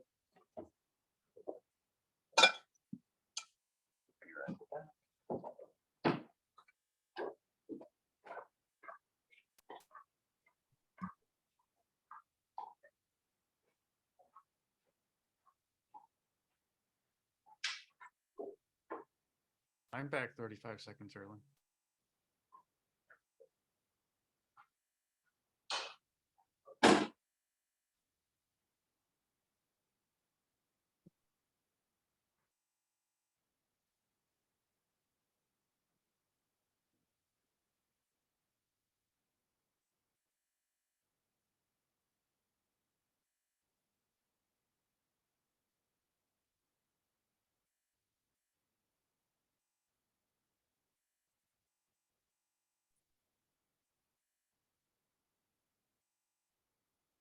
This warm weather has been tremendous, but I've already been stung by a mosquito and had a tick on me from my backyard. So How's here's your plantings, Councilman Fell? Is your garden coming along nicely? it is. I have a lot of spinach right now, too much spinach. I get angry when my wife requires me to grow products that she ultimately doesn't use in the quantity that we grow. So I removed garlic If from I the may, growing cycle. Pardon me? if I can interrupt, Ms. Barnes, we are still live streaming and still recording. I don't know if you want to pause that. Welcome back, everybody. Call this session back to order. We are moving on to various cost centers, and I'm going to turn this over to staff. I believe Mr. Smith, you'll be taking us through this portion. I think the department heads will. Okay, Just. I mean, starting, Ms. Barnes, pardon me. I will, Should I say Director Barnes? Director Barnes. you. Director Barnes. Director Barnes. Max. Good morning. Thank you. Thank you very much. It's my pleasure to talk today about the mayor and council's budget. Just a brief overview, there are not very many significant changes to the mayor and council's budget. However, the biggest difference you'll see is in expenses. Because there's not an election next year, it's a little bit lower than usual. But going through each of the, obviously the head count's going to remain the same for the mayor and council. The expenditures again will be a little bit lower because we won't have an election. There are no other significant changes, but I can walk you through the operating expenditures. We do have, skipping over the employee costs because they're pretty stagnant year to year. And going into the operating expenditures, under dues and subscriptions, there is a slight increase. This year, we're slightly over budget because some of the subscriptions or the membership fees increased. So we increased it again a little bit this year to accommodate for that. The telecommunications costs on the mobile phones are remaining the same. Benevolence and goodwill. So that includes like flowers and fruit baskets and a variety of things that we occasionally will send out when needed. That remains the same again in fiscal year 2024. Under supplies, there's a small amount for the mayor and council, just general office supplies. Sometimes it's for plaques and things of that nature, and that remains the same in fiscal year 2024. The meeting expenditures, occasionally it's for catering and meals. That a lot of times is when we have our sister cities come in. That covers that expense there. It remains again the same in fiscal year 2024. And then just moving along to training and education. So that's typically that whole category covers the mayor and council's training, the mayor's conference, some of the MML conferences and conventions. So that falls under training and education. And again, that remains the same. And as we discussed under election, we don't have anything budgeted for fiscal year 2024. Under special events, that amount remains at $9,500. And there are several things that fall into the mayor and council's special events projects. So we have just general events that are just specific to the mayor and council. A lot of times that deals with sister cities events, things of that nature. The seniors luncheon that we typically hold at Crescent City Center that hasn't been able to be held for many years, but we're hoping we're moving into maybe a post-COVID time and we can do something similar. And then another item under special projects and events is translation services for public meetings. So it's our desire to have translators at every public meeting moving forward. That'll be a little bit easier when we're eventually back in person. Those services would likely come in a variety of forms, but the University of Maryland provides translators, and that's what the cost is estimated to be. Under travel expenses, again, those numbers remain the same. The total travel expenditures is $9,150. That deals with the mileage allowance, hotels, meals, and any other transportation expenses related to typically the training that the mayor and council does. Again, the Maryland Municipal League offers quite a bit of training, one conference in the summer and then one in the fall, and then occasionally some new member orientations that are sometimes in person, sometimes virtual in this post-COVID world. And then last but not least, in the mayor and council's budget under other operating expenditures, several years ago, the mayor and council put some money in the budget for a child care reimbursement. And that reimbursement is to assist council members who may have a child care expense, assist them in being able to attend council meetings. And that amount remains the same in the budget. It's $500. This is a relatively short section, so that concludes the updated numbers. Are there any questions or comments about the mayor and council's budget for proposed budget for fiscal year 2024? The 3,500 for translation services. I'm surprised it's only that amount. I thought it would be more. Well, the University of Maryland provides us with a fantastic rate. And so it's based on an hourly rate and the number of meetings we typically have. Again, it's easier to do in person. So that would be an in-person translator. But down the road, there may be other tools that we implement that may not need an in-person translator. So this is just a placeholder for that. Okay. Okay. And I guess this is the point that you would want to give an FYI to the council regarding MML this year, that the there's a date coming up May 17th for registration. That's the early bird date, and then the last date is in early June. Certainly, and typically after the election, we go ahead and do the registrations for anyone who'd like to attend the mayor and council. The MML conference is at the end of June, and it's in Ocean City for those who have not attended in the past. It's a several-day event, but there's a lot of training opportunities and a lot of opportunities to network with colleagues. It's if I may, a fantastic opportunity for elected officials.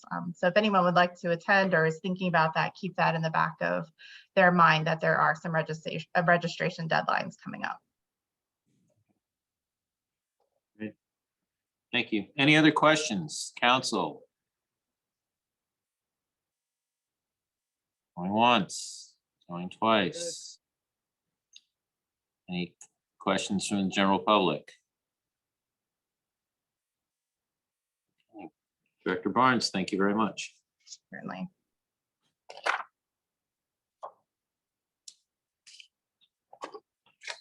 Next, we have coming forward, section 6, Office of Administrative Services. Director Bonds will be covering this section also. Director Barnes, Thank you. floor is yours. Thank you again. It's my pleasure to talk today about the Office of Administrative Services. For those of you who may not be familiar with administrative services, maybe those who are listening from home, the Administrative Services team enhances and supports the program delivery for both internal and external customers. So when we talk about internal customers, that's every department in the town. And our external customers, of course, are our residents, our community stakeholders, and just really everybody, businesses, visitors, and everyone. Some of the types of things that administrative services does, of course, is communications. So print communications, social media, public service announcements, all sorts of interesting things. We coordinate events. Again, support all sorts of programs and different operations within the town.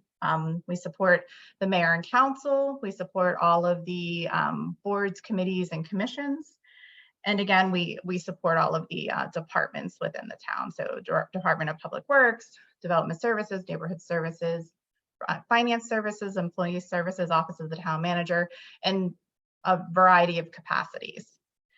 In 2023, we will continue to implement the pandemic-inspired election processes. So we have an election coming up on May the 1st, and you'll see some of the things that the Office of Administrative Services developed in the era of the COVID-19 pandemic. So the encouragement to vote by absentee mail-in ballot, the implementation of the ballot drop box, which is a huge improvement. And then some of the other processes and procedures that you'll see on site, just again to keep everyone as safe as possible. We are incredibly proud to say that we have translated the town crier into Spanish this year. Currently, there is a QR code on the front of the town crier that takes you to the Spanish edition of the town crier. The first month we implemented it, we may have had a handful of visitors, and my understanding is the last town crier we had 88 folks utilize the QR code on the front of the Spanish, or to access the Spanish edition of the town crier. In 2024, we'll be taking that up one more step, and we'll be printing the town crier in Spanish. So that will start in calendar year 2024. So towards the end of this year, we'll be gearing up. And so the first edition in 2024 will be in Spanish. So it'll be English and Spanish all in one. And we're just formatting and finalizing those logistics to make that happen. 2023 was certainly the year of IT improvements and security improvements. We have done a lot of training with staff. We did a cybersecurity training.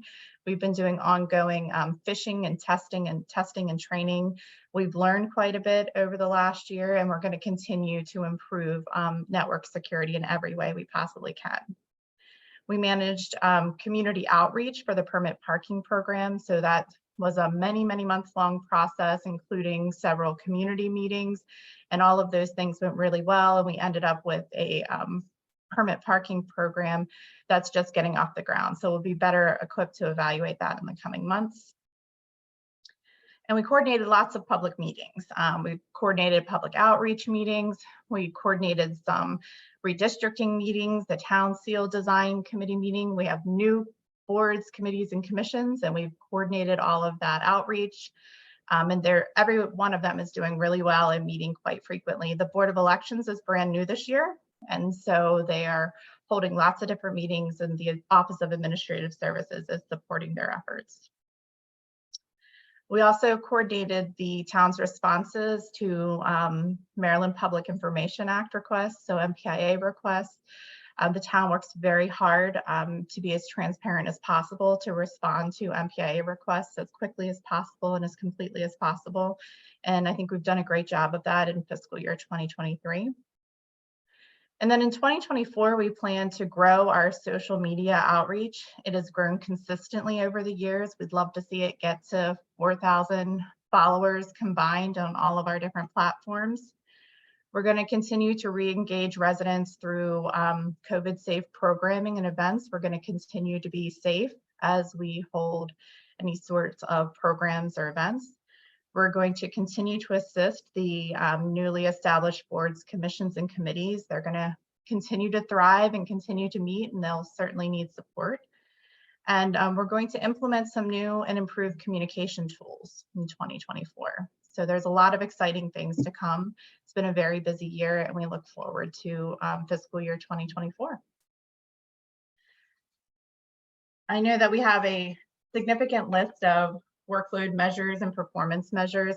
I'll just highlight a couple of things. The status and information report goes out every other week consistently. So we've had 26 reports go out for the last, goodness, 5 or 6 years maybe. And those are translated into English and in Spanish. Very short 2-week period to get those items out the door, but we're really proud of the updates that we're able to provide to the mayor and council, and then in turn to the community on the things that the staff team are working on within, in between the community or public meetings that we hold. I always find it impressive to see the number of agenda items that we pull together. So to date, we had about 324. We're running around 300 and some every year. We expect it to be around 350 in the coming years, or next year, I'm sorry. We sent out again 10 Town Crier newsletters. So it'll be 10, but it'll feel like 20 when we put it together starting in calendar year 2024. I did want to highlight the Maryland Public Information Act request. So I think the number to date is probably around 35 or 36. They continue to come in, and I think the number seems relatively low, but each one of those requests takes hours upon hours to respond to make sure that we understand exactly what the requester is looking for, coordinating with the requester, coordinating with the town attorney, and doing everything we can to be transparent and as efficiently get that information to the requester. So this number seems relatively low, but it grows every single year, and they take quite a bit of time to process. But we do a fantastic job getting those out the door, and I'm happy to say that we rarely ever have to charge any sort of fees to the requester. That's part of being as transparent as possible, and we get those out the door, and we work very closely with our requesters, MPIA requesters. And I did skip over a little bit the building permits, business licenses, and the rental licenses. That's a good piece of what administrative services does. The building permit applications, I think that number for fiscal year 2023 is probably to date, but we're in the spring season, so that number will jump up in the coming weeks. We're projected to have about 40, but again, that depends on the investment in private property as well as future development. The number of business licenses, the applications that have been processed, we work really hard to basically work with our businesses and make sure that they get all of the information in, and then we process that in a timely fashion. And then our multifamily and single family rentals. Multifamily rentals are a little bit easier. There's a finite number of multifamily rentals, and that number will only fluctuate by maybe 1 or 2 each year, depending on transfers of ownership for those properties. Single family rentals is something we work hard to educate the community about the requirement for single family rentals. We utilize Google Alerts when people are posting their properties for rent, if they haven't proactively requested a rental license. And we also use our neighborhood services team and resident concerns or complaints about rentals. And then we also have our report a concern function on the website, and we've had about 100 this year. We expect to probably have about 150, but that's a number that fluctuates also. Relies on issues in the community or things that people are concerned about. That doesn't reflect the phone calls, the emails. That's just those that come in through the report a concern application. And so with our performance measures, we're continuing to work hard to get our building permits and business licenses out the door as quickly as possible. There's several variables that play into that. Sometimes when a building permit comes in, we may not have all the information at the very beginning. So it takes some time to work with the applicant to get that information in. So we're going to work hard to make sure that applicants know on the front end what they need and they work to be more complete in what they submit. Business licenses is a very similar thing. In the springtime, we start to do our renewal process, but it typically takes a little while for everyone to get their applications, to pay for it, and then move forward. And then at the very bottom, we talked about the number of visitors to the town's website, number of clicks, the Facebook followers, and the Twitter followers. So those are some of the performance measures that we typically identify as things that we want to work towards. Are there any questions about the objectives or any of the plans for fiscal year 2024? I have a few quick questions. Going to go to the Crier. You've been doing an electronic version now in Spanish, and now you're going to a print version. So I take it one of the things that you've been able to work through is making sure that the translations are accurate, nothing's getting lost or there's a lot that can happen in translation in terms of nuance. So absolutely. So we're doing our best with that. We have a native Spanish speaker on staff who is translating those items for us. But I think that brings up a really good point. It's one of the items that I'm specifically looking at as part of a capstone project. Sometimes the things that we write in government, we write with a certain voice and a certain tone and use certain language. That doesn't always translate very well. So we are working really hard to use more common language that translates a little bit better. So that's something we're aware of and we're paying close attention to. And just also finding things that are of interest to our residents. So we don't always get things in Spanish and in English. So how will we get those graphics into Spanish, or how will we provide that information to our residents? So those are all just little hurdles and things that we're working on. I think just like everything else, it'll get better over time. okay, so you have a process in place that allows you to essentially go over, see how a translation went, and where you need to tweak it. Right, that's what our Spanish-speaking communications team member does. So sometimes things will translate as nicely, and I'll say, oh, let's go back, let's try that again, let's look at it a different way. So it's something that's not a perfect system, but I think it's best coming from a native Spanish speaker because they're able to see the nuances and identify issues in the translation. Okay.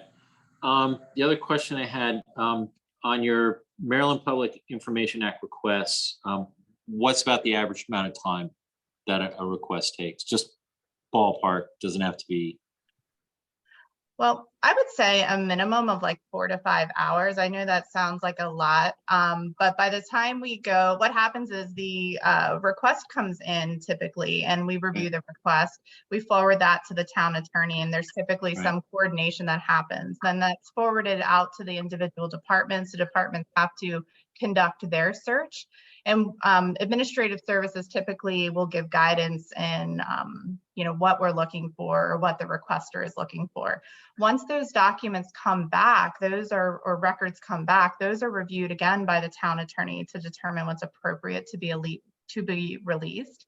And then we prepare a formal response.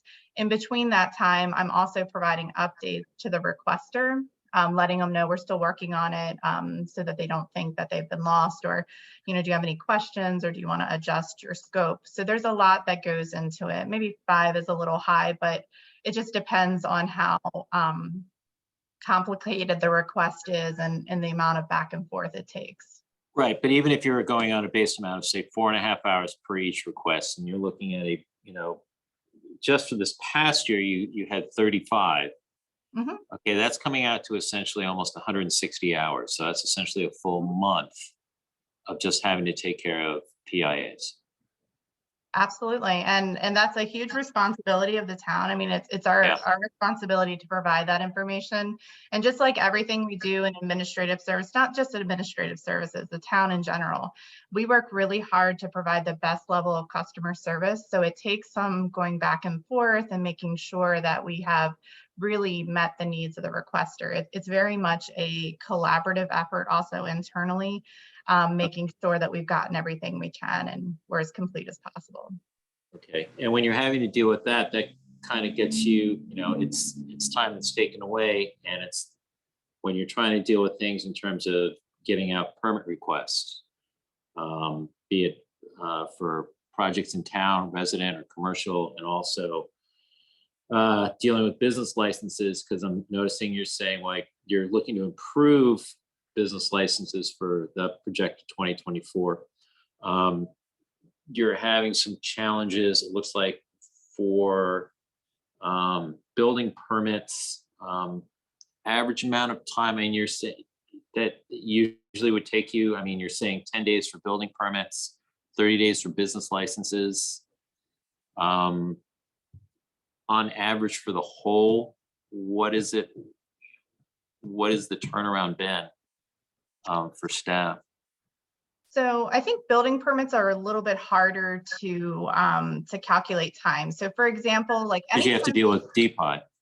Well, that, and also remember, if they're fence permits, they have to go before the mayor and council if they're over 6 feet. So that's typically a month process just to go through. And then sometimes we'll get applications that aren't ready yet, right? So they'll apply and we'll go through our review and it's like, this doesn't You still exactly need a few match. things.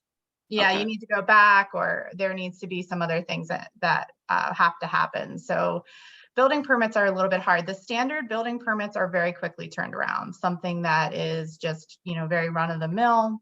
They come in, they've got their county permit.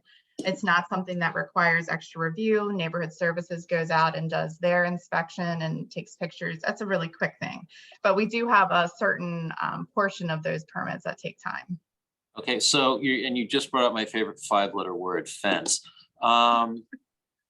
Would it be easier for staff if essentially if they were to receive from council direction on that, where if essentially a permit comes in for a fence and it's meeting all these classifications outside of what we currently have now, would that help speed up the process? I know permits do have to come before the council for approval when they are ex post facto type requests.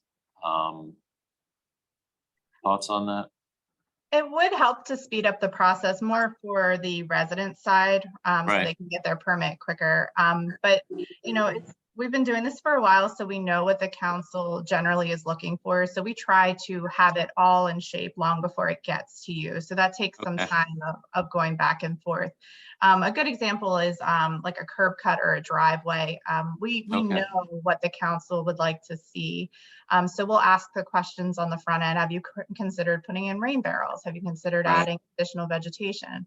So, some direction from the council to allow us to issue the permit quicker is a benefit to the residents. And that is, always our goal is to provide the best level of customer service to the residents as much as possible. Okay. All right. Yep. Last one I have. What is staff thoughts on the use of Twitter going forward? So that's a great question. We've talked about it initially when things started to be a little bit shaky with the use of Twitter. Some things had obviously transpired in the news, things of that nature. It's still a tool that people use to receive information, and we use it still as one of our platforms. I'm not positive if that's the main way people are getting information. So what I've learned doing this over time is typically there's not just one way that people receive information. That's why it's important to have diversity in the types of platforms. So at this time, I don't have any major concerns with continuing to use it, but it's something that we evaluate over time. And I mean, we're talking about Twitter now, but it may be another social media platform down the road. Things change and we have to be nimble and we have to be. So if Okay. those things change, we may have to consider something else, Okay, thank you. certainly. Council, any other questions? Mr. Chair, if I might. Mr. Mayor, please. So this is not specifically to the budget, but I'll just put it out there. Are any changes to the town crier ordinance required before we publish in Spanish?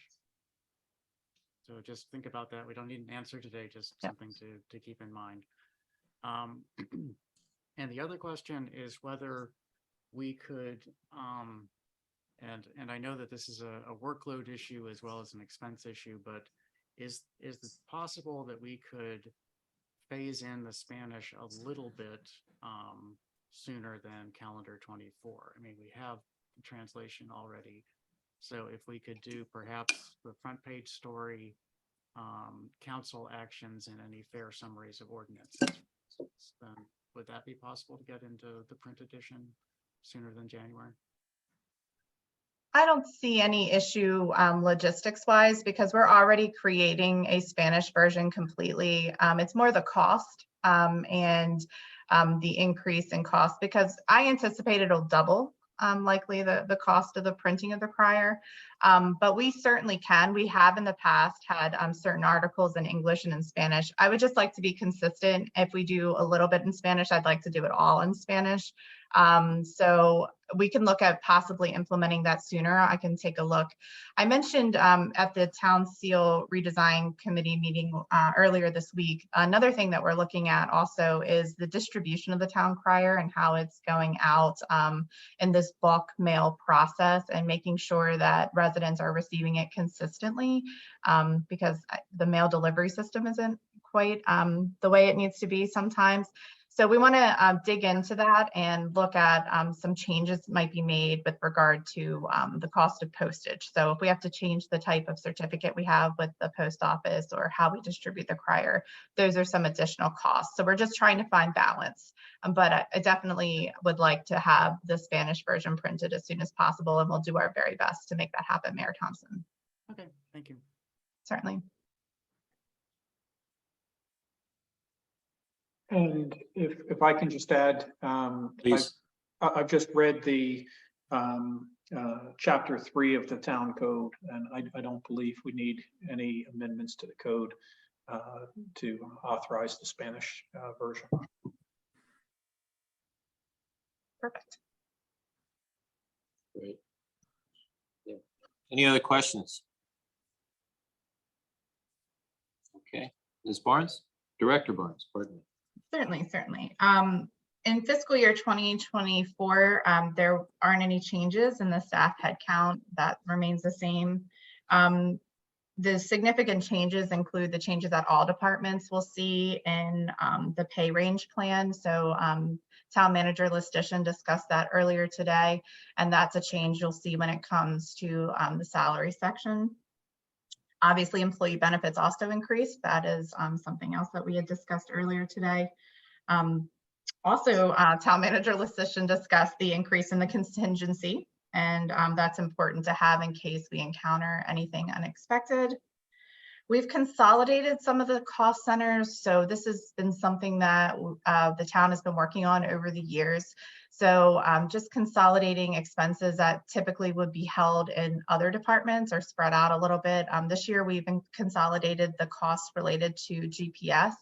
The GPS devices, I think they're currently provided by Verizon Wireless, and Administrative Services already manages that, that contract. So it made sense to start consolidating all of the expenses in one area.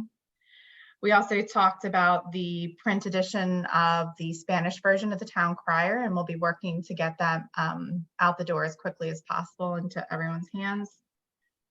And then IT costs are something that have increased a bit. We will be going out to bid at some time in the near future, just to confirm again that we're getting the best price and the best services possible with regard to information technology. We also talked about some of the tools that we implemented this year that cost a little bit more, our ongoing training, things of that nature, our multi-factor authentication, all that good stuff. You're saying you had a similar head count to this year into next? Yes, there shouldn't be really any changes in the headcount. Okay, I'm seeing program The- specialists going from 2.6 to 1.6. If I can weigh in on this, in the current budget, we had a position for an additional program specialist. So Okay.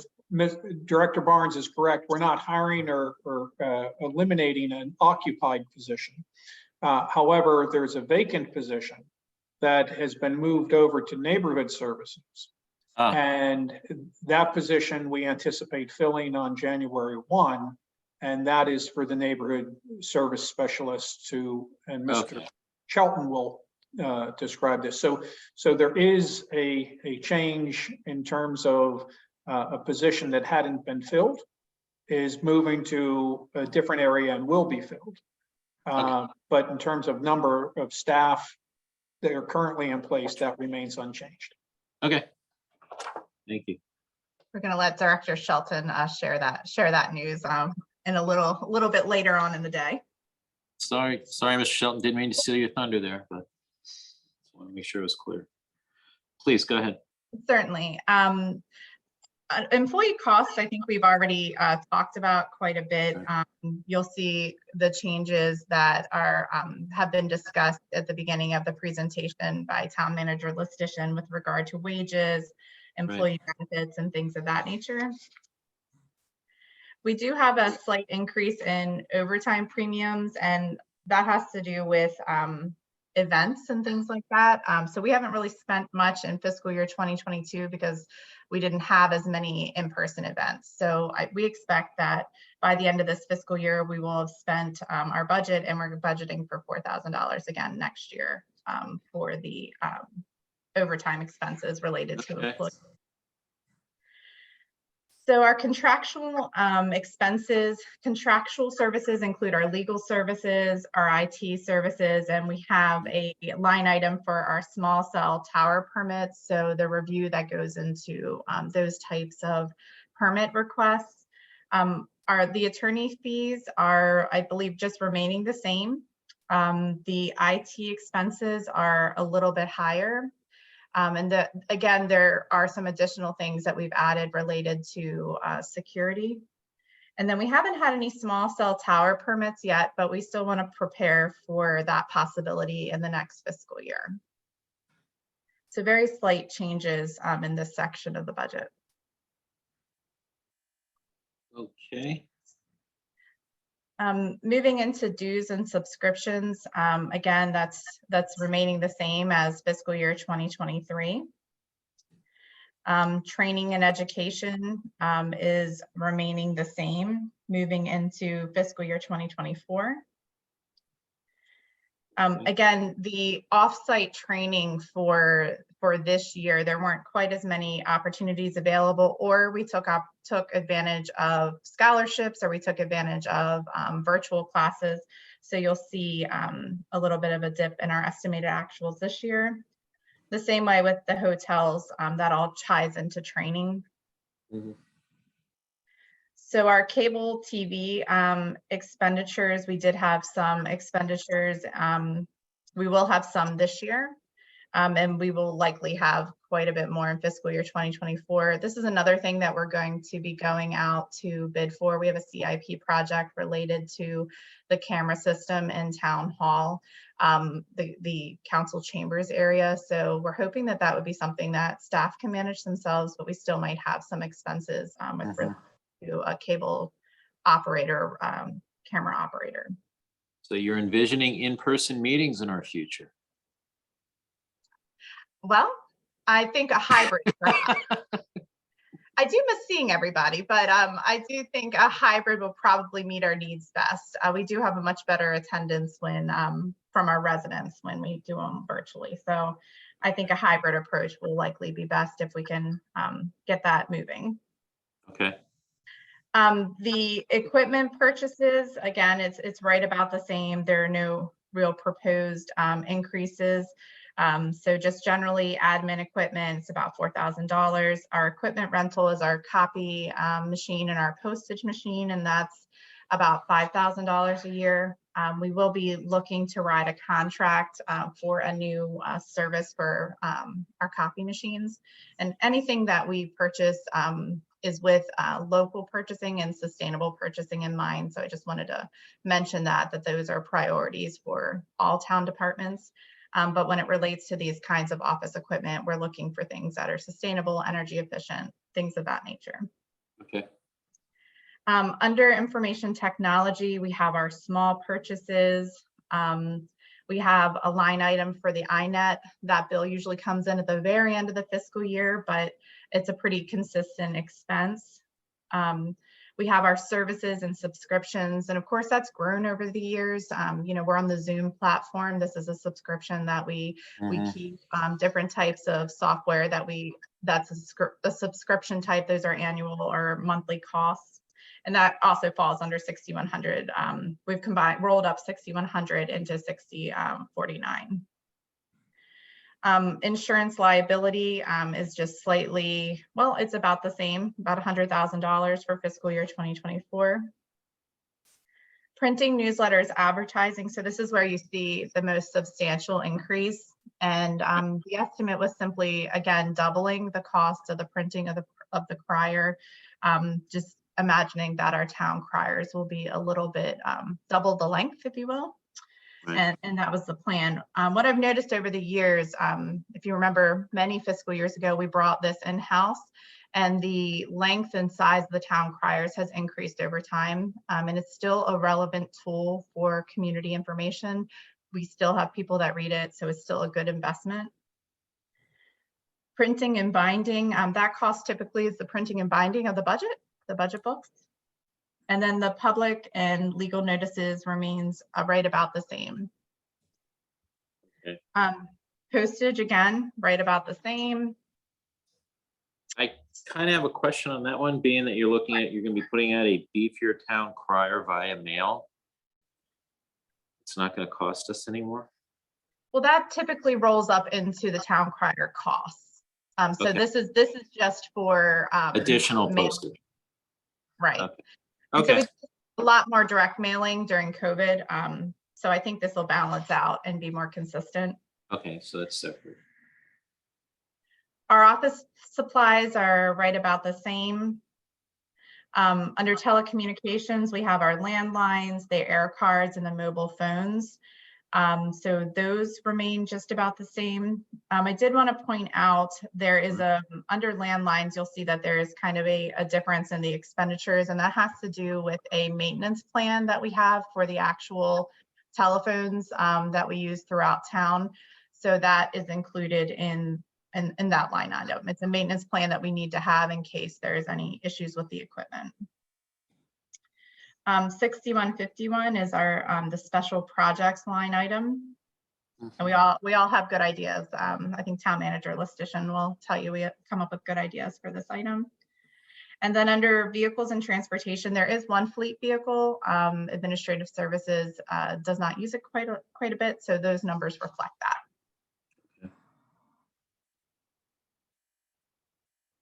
And then the last page is computer services, excuse me. So the domain names that we pay for annually, the website hosting services, that's an annual fee. And then the contingency, which I believe town manager Listician talked about earlier today. Right. Okay. Fairly straightforward. Any questions from council regarding this portion of the budget? Speak up or forever hold your peace. Well, not forever, at least until next week. Okay. So, Chair, I actually have okay, one pardon me? I have one question on the very near the end of page 81, the leave payout at retirement for fiscal year 2023. Yes, Little louder, Mr. Mayor. Pete Townsend did in my ears. I was asking about the leave payout at retirement of 13,000 and nothing. Oh, yeah. So this is a change in how we have budgeted for it. The way we have paid for it, so in actual as opposed to in planning, has been from the vacancy savings from that particular vacancy. And so that's been our experience as opposed to having a token amount here. And that really is a token amount. When people announce they're going to retire, we figure we're going to have a few months of a position vacancy, and that's how we're funding that. Okay, thank you. Any other questions regarding this portion of the budget?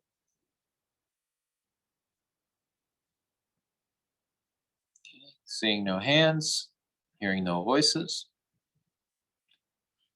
Director Barnes, thank you very much.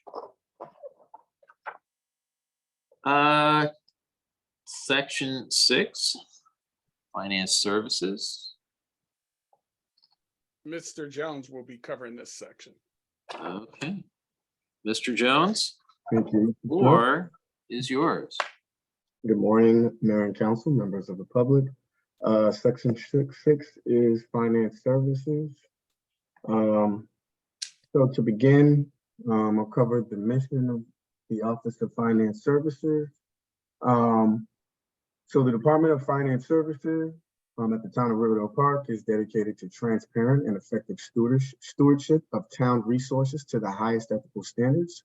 The department's mission includes financial planning and reporting, budgeting, internal controls, coordination of the external audit, accounts payable management, accounts receivable, customer relations, and lastly, payroll.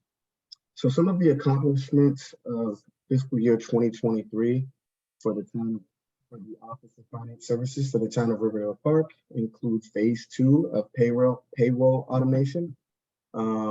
Additionally, automated payments have been expanded. 2023 included the Distinguished Budget Award. We have enhanced transparency. The budget projection hit its mark for fiscal year 2023. We have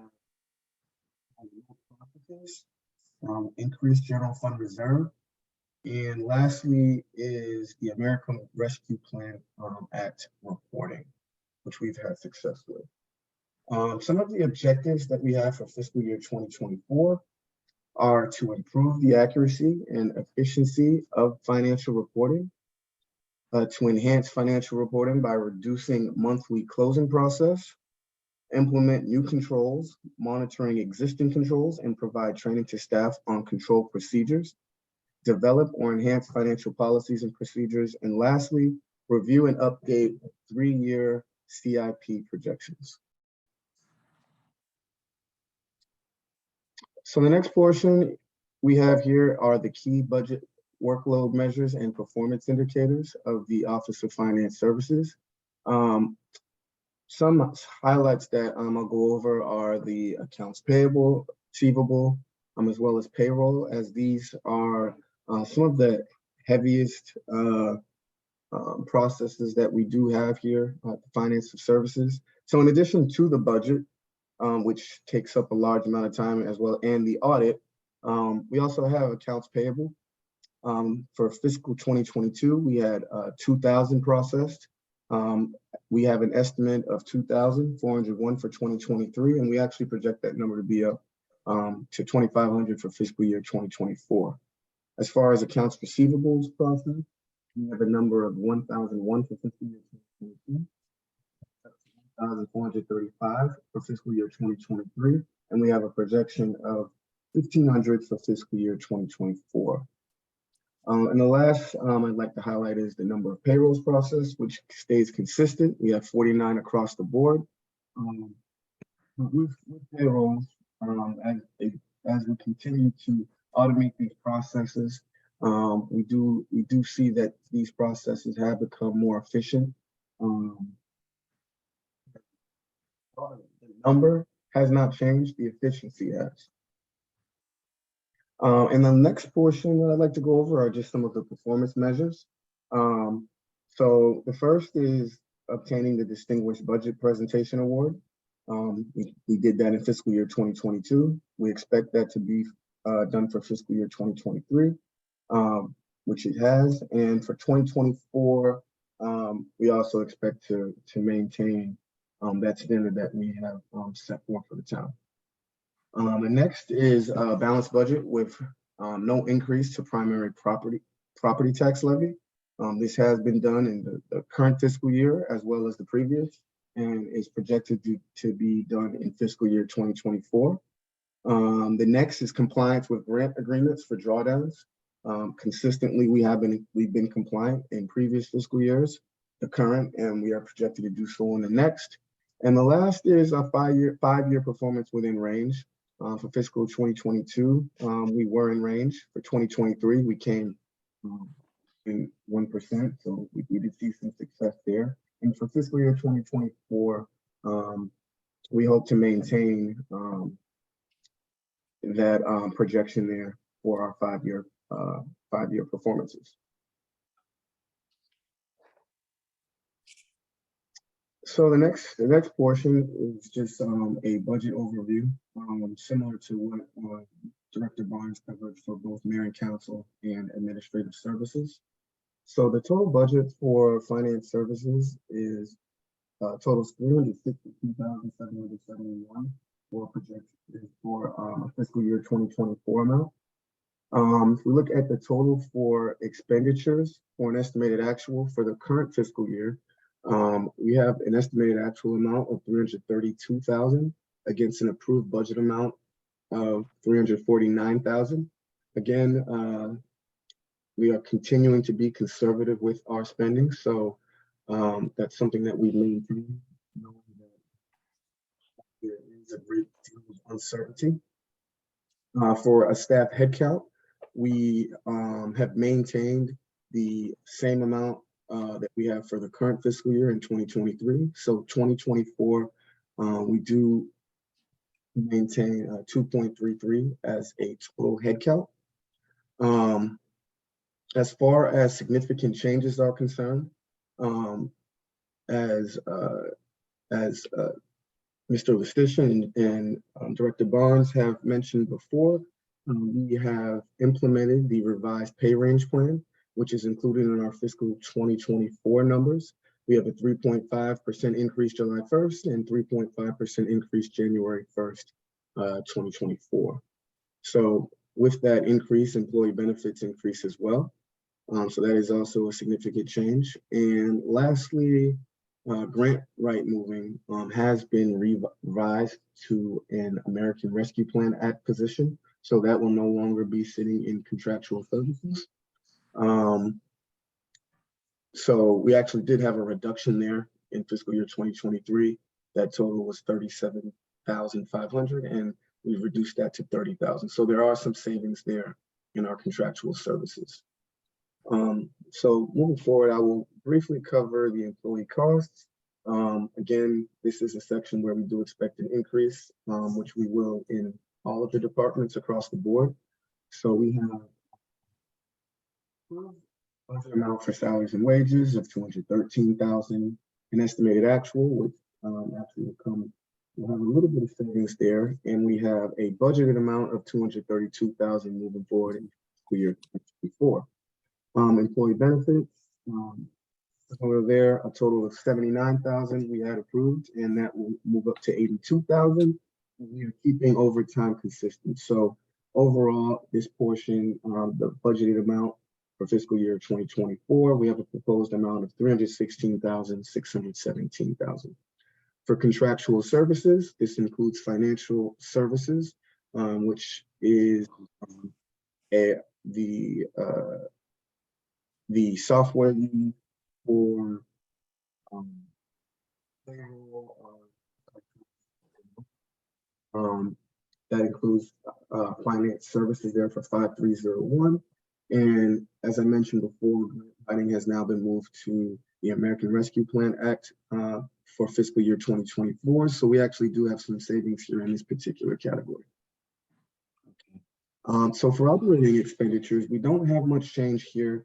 The approved budget amount totaled 16,860.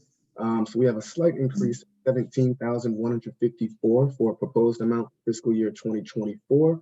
And that is attributed to the telephone mobile, which is expected to go up slightly from 480 to 774. So very few changes here for the operating expenditures. And that would give us a total of, again, the 363,771 for finance services. So yeah, that concludes finance services. Next, we have employee services, but before we go, any questions, I'd be happy to answer regarding this cost center.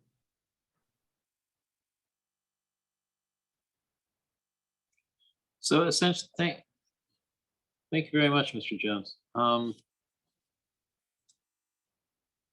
So a lot of these increases you're seeing are just in line with just essentially rising costs that you're experiencing within the department for various things. Yes, correct. Okay. And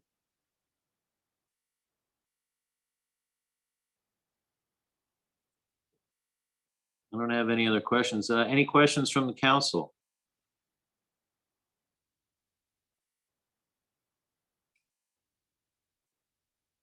I look, see no hands. I hear no voices. Okay.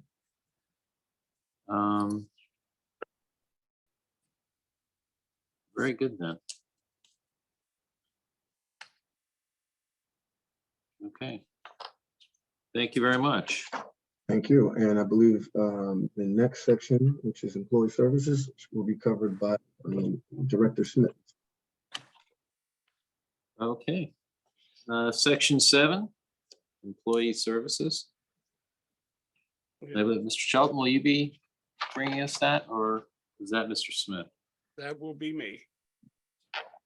Mr. Smith, Yes. the floor is yours. Thank you.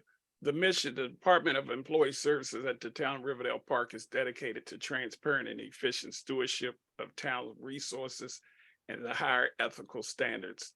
The department's mission includes administering a full array of employee services programs, including recruitment, selection, retention, salary and benefits, training, safety programs, payroll administration, career development, recognitions, and additionally, the department champions the town's 5E program: ethics, expectation, efficiencies, effectiveness, and execution.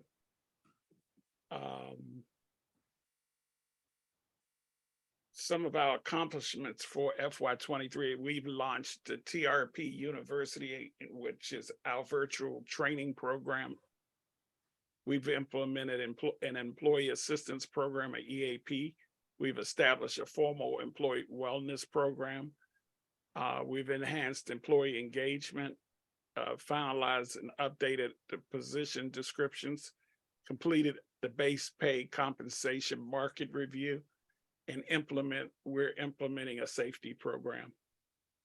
Some of our objectives for 2024 include automated performance reviews, updated town personnel manual, boost employee engagement and job satisfaction. We're going to complete the total benefit and compensation study, complete the safety program and decrease workplace accident and increase safety programs to decrease workplace accidents.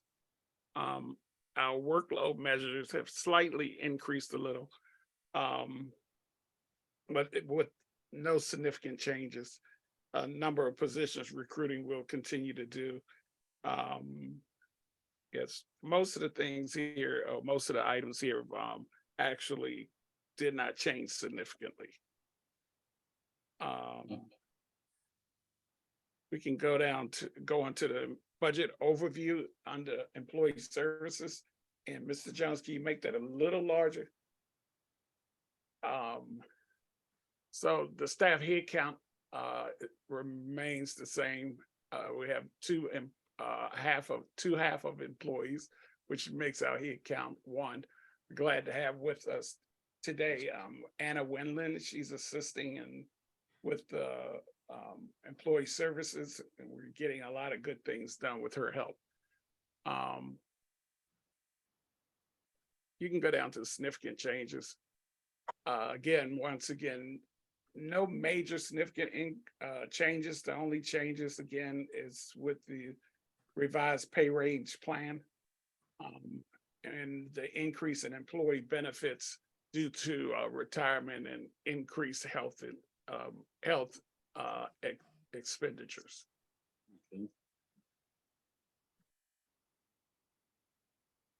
And we can look at the individual expenses. We salary and wages again change because of the work plan changes.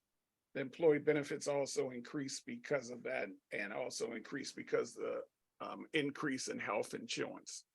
That puts this year's employee benefits at $37,890.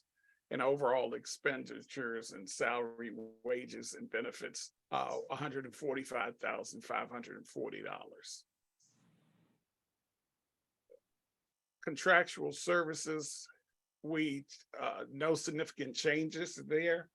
And we are planning under employee services under 6078, the total benefit calculations. We do plan to do those this year, but other than that, there were no significant changes. Okay.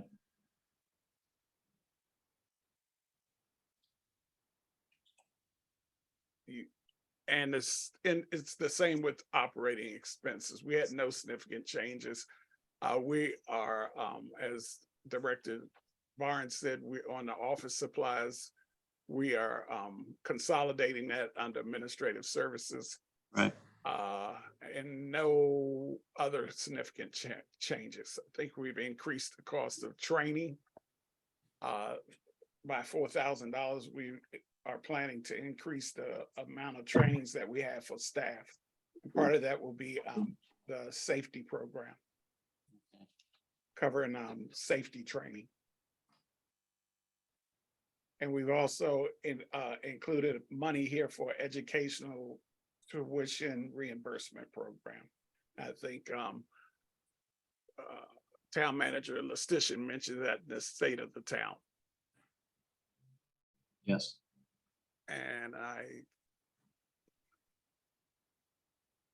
Is part of that increase related to the TRP University?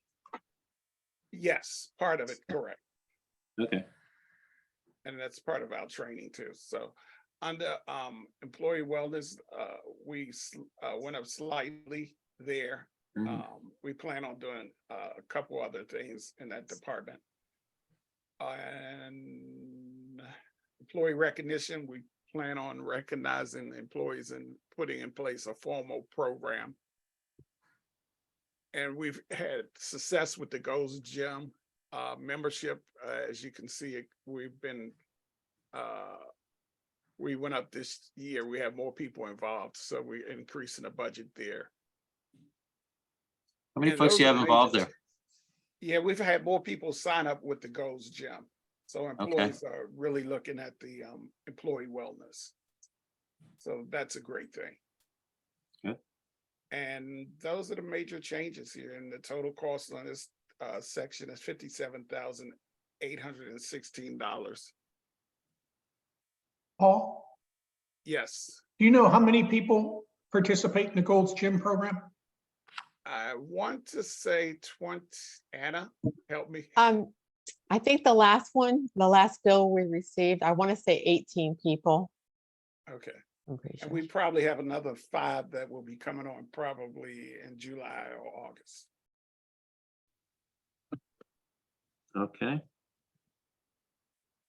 And other than that, those are the changes for the Department of Employee Services. And the total budget here is $317,356. You're getting a lot out of that money. Yes, sir. That is very impressive. Can I ask of you, Director Smith, could you please send me copies on any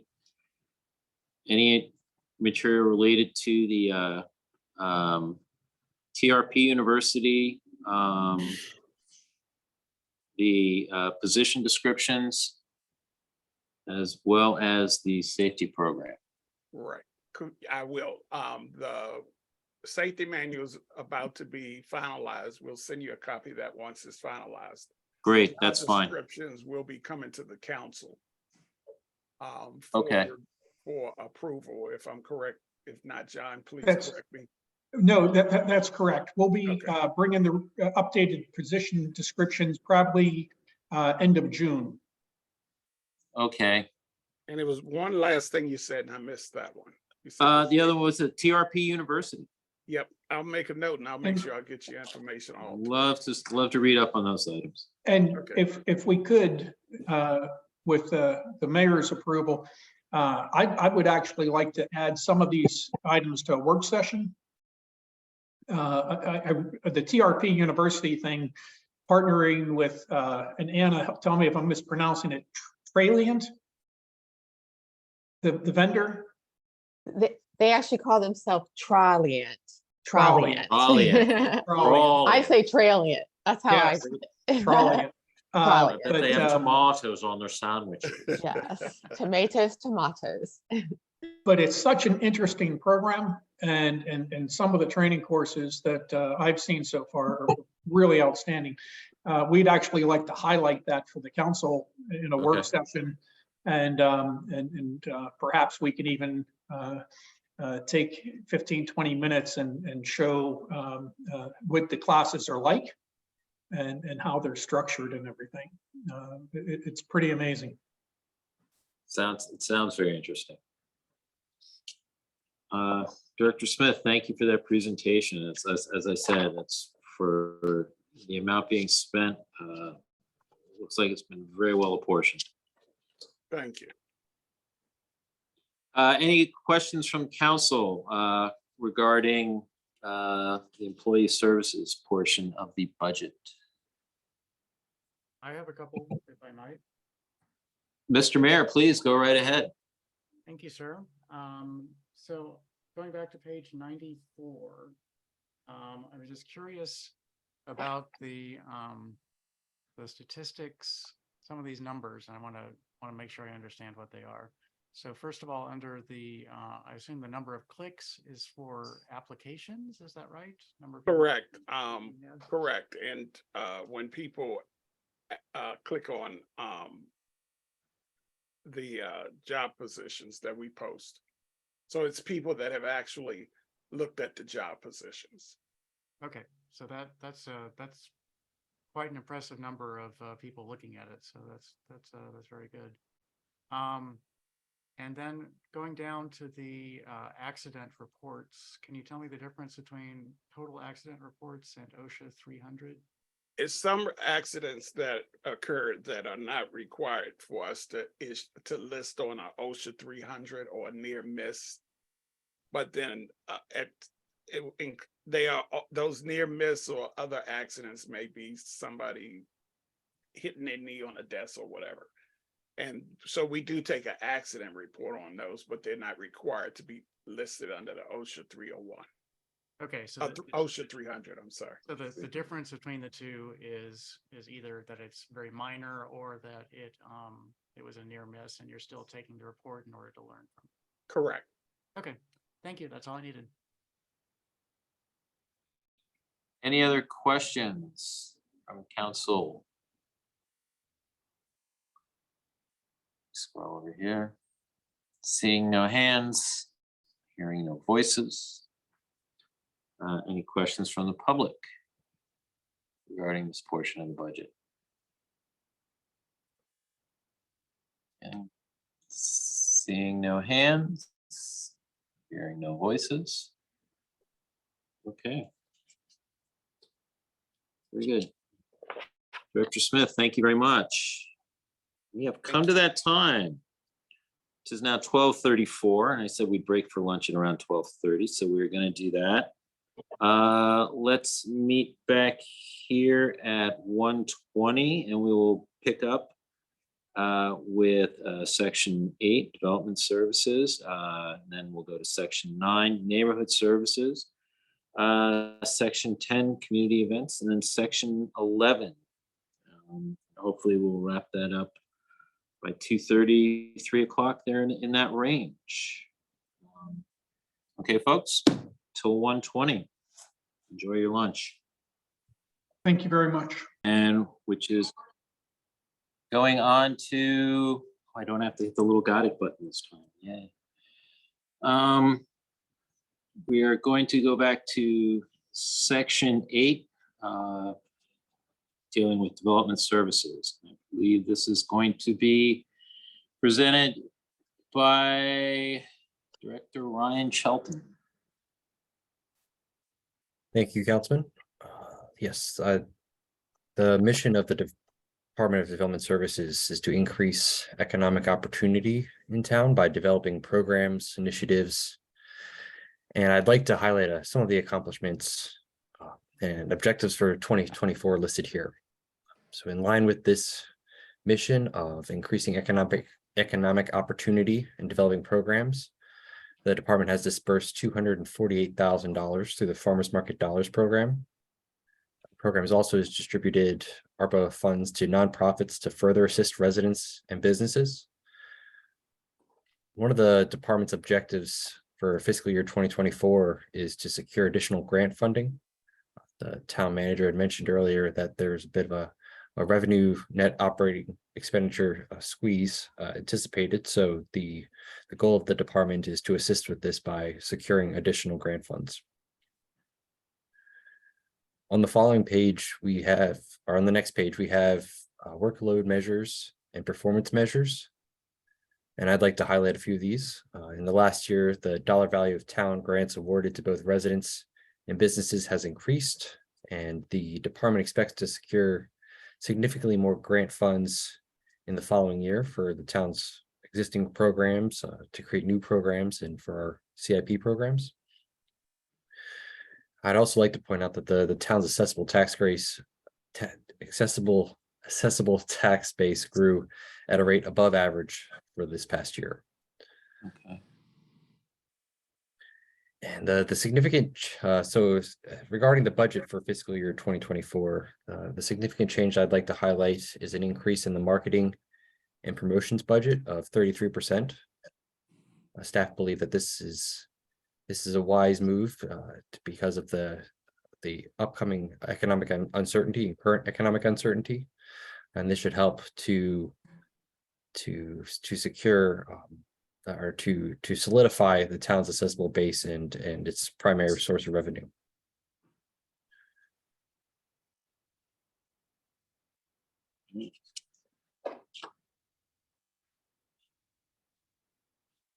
Are there any items, any questions about any of the items in the Department of Development Services?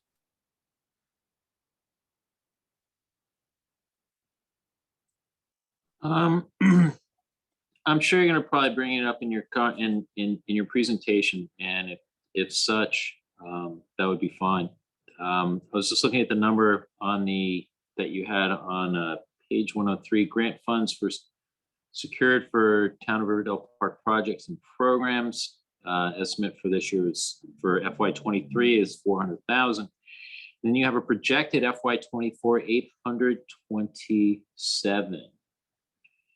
And I was wondering if there was something there that you're going to share with us either now or during your presentation as to why you see such a substantial increase.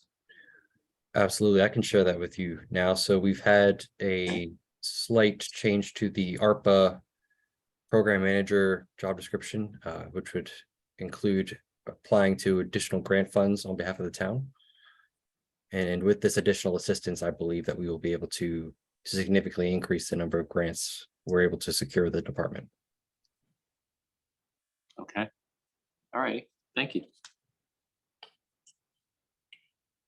Any other questions at this point? Council? Or from the public? Seeing no hands, hearing no voices. Director Shelton? Right, thank you. Okay, Gentry, would you mind moving down?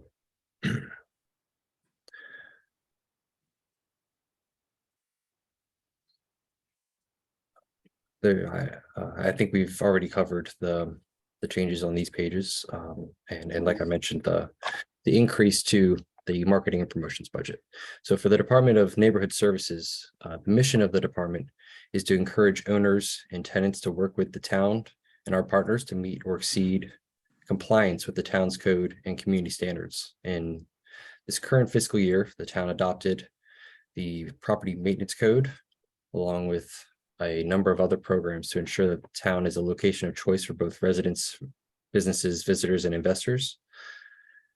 I'd like to highlight that both the neighborhood services specialists have acquired the International Code Council Property Maintenance Code certification this year. And this is the first time that we've had both of our neighborhood services specialists with the certification simultaneously. In the past, we've had one out of the two, but this year we've had everybody in the department has received that certification. And if I can make an editorial note, that includes Director Chelton. Thank you, Mr. Town Manager. Okay. In fiscal year 24, the department aims to grow the software system for inspections and add a resident portal for residents to be able to become more familiar with the town code and compliance. On the next page, we have the workload and performance measures. One item that I'd like to highlight is the voluntary compliance rate. While the majority of cases are comply quickly when notified, there has been a multifamily property that the town manager mentioned earlier that has received quite a number of citations and has been slow to comply. And staff have been keeping a close eye on this multifamily property and believe that the ownership is starting to understand how to comply and is taking proper steps. And the violations that have been provided, a list of violations that have been provided them has been growing smaller and smaller. So that is a promising note. As far as the budget for the next fiscal year, the significant change that I'd like to highlight is the addition of a full-time position to assist with the most recent adoption of the town's property maintenance code. The town's property maintenance code prior to its adoption this year only applied to residential properties, and now it also applies to commercial properties. This has stretched our existing neighborhood services specialists pretty thin to include this among their existing responsibilities, and this additional neighborhood services specialist would assist with being able to properly visit the commercial properties and inform them of code issue violations and things of that nature. That's the significant change for this year's fiscal 24 budget. Are there any questions about the neighborhood services department or the budget for 2024? This additional employee will be coming on mid-year That's or correct. Yes, January 1. January 1. Okay. And I take it the objective is to have them to receive a property maintenance certification if they don't have one already? Or are you looking for that in the in your application form? Is that someone's already certified? Ideally, they would have already obtained that certification, but if they have not, then we will certainly help them to achieve that.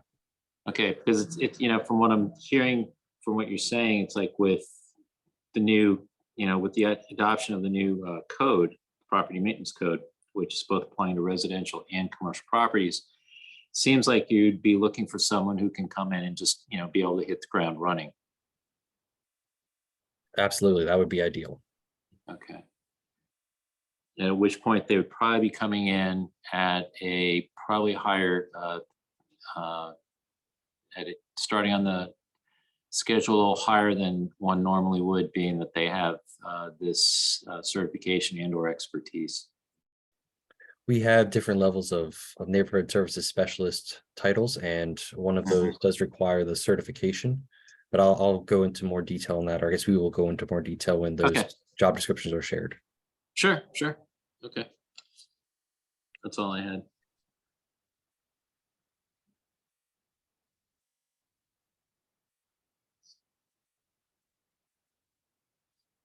I see you're aiming for a 99% voluntary compliance rate.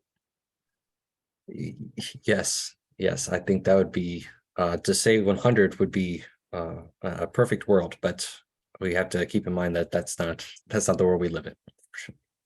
Well, I'm still curious, what potion do you have that will get you to that number? It must be some special elixir, because if I'll tell you what, if you hit that number, that would be phenomenal. And if it weren't to be hit, it's not that I'd be casting any blame on anyone, because it's a huge challenge. Being an 87% is, pretty impressive. But hey, like they say in the Air Force, aim high. Absolutely.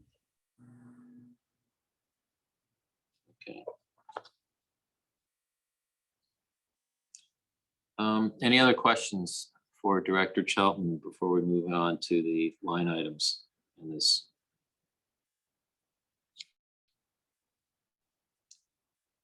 Seeing no hands, hearing no voices. Director Chelton? All right, Gentry, if you could move down to the next few pages here.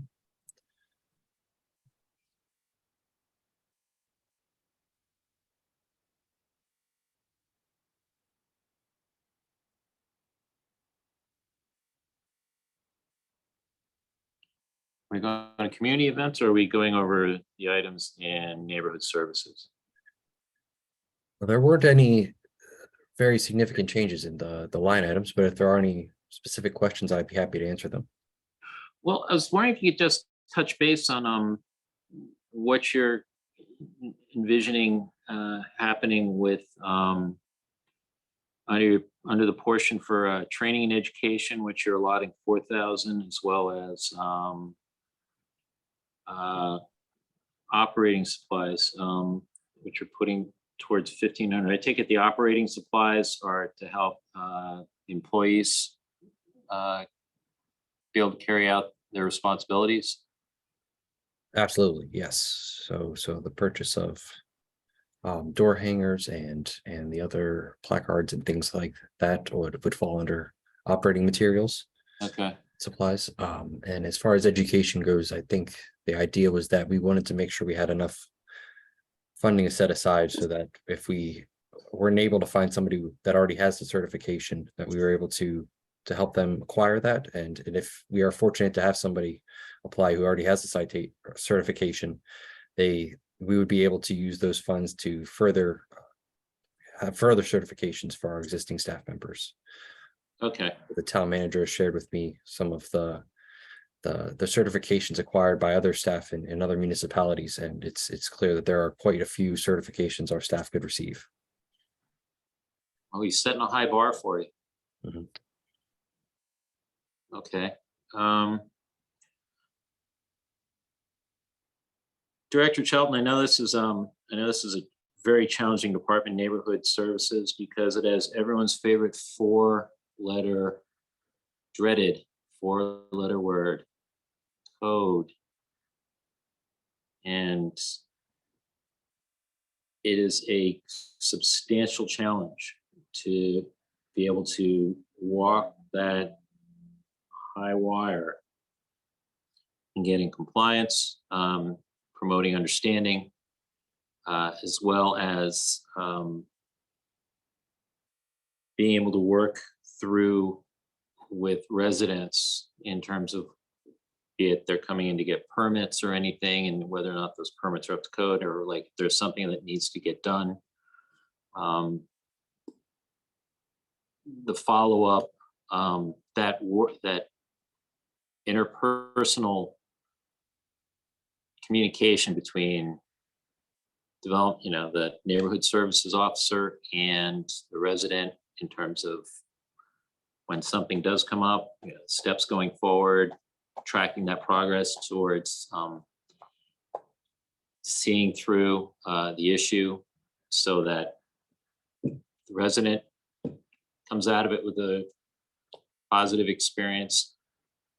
Town is able to meet its objective, that it's an issue that's been addressed thoroughly.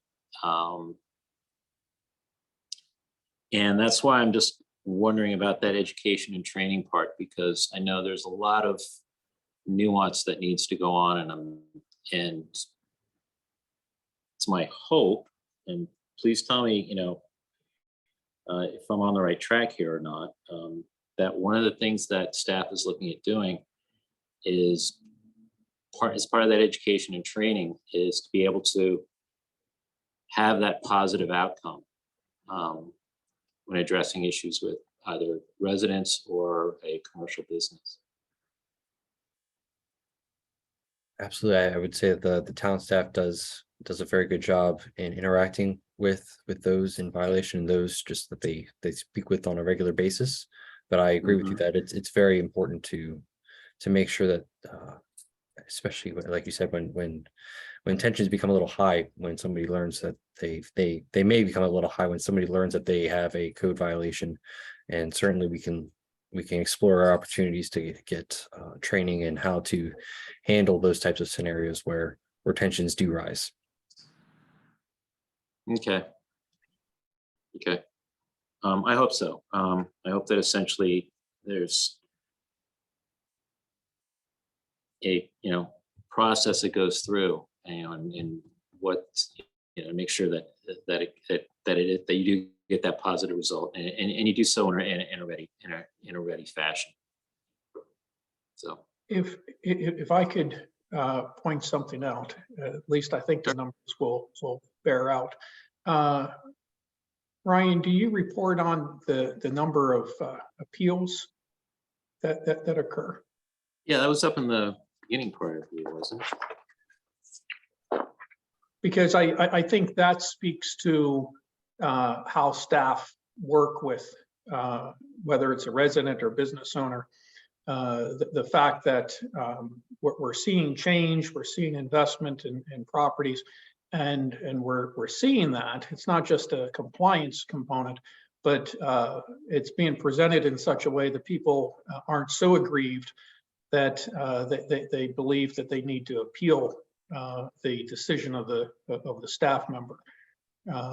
So I think that illustrates the approach. But your point is well taken, Council Member, that we need to train these staff, especially, but all staff, in conflict resolution and de-escalation, and still keeping the eye on the prize of compliance with the town standards.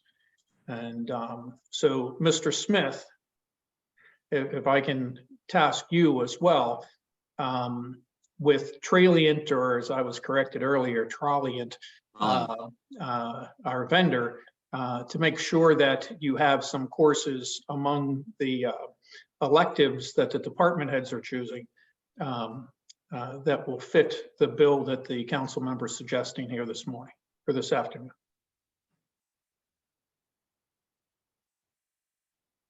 Mr. Smith. Yes, I'm making a note now. I'm adding that to the list, but we will definitely do so. Okay. We'll work with each department to find out their needs. Very good. I mean, I'm amazed at what we're able to do under cooperative compliance. And I think it's tremendous. Yet also cognizant of the fact that there's, it's it's being able to handle that constructive engagement with whichever, with whomever that staff are coming, contending with, be it a resident with a property, commercial business with a property, or any of the like. It's, as you said about other things in here, well, it is part skill. There's a fair amount of art to it,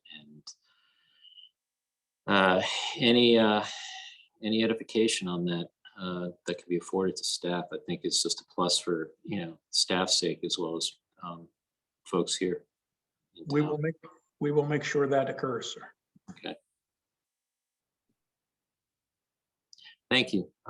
Any other questions regarding neighborhood services? Seeing no hands, hearing no voices.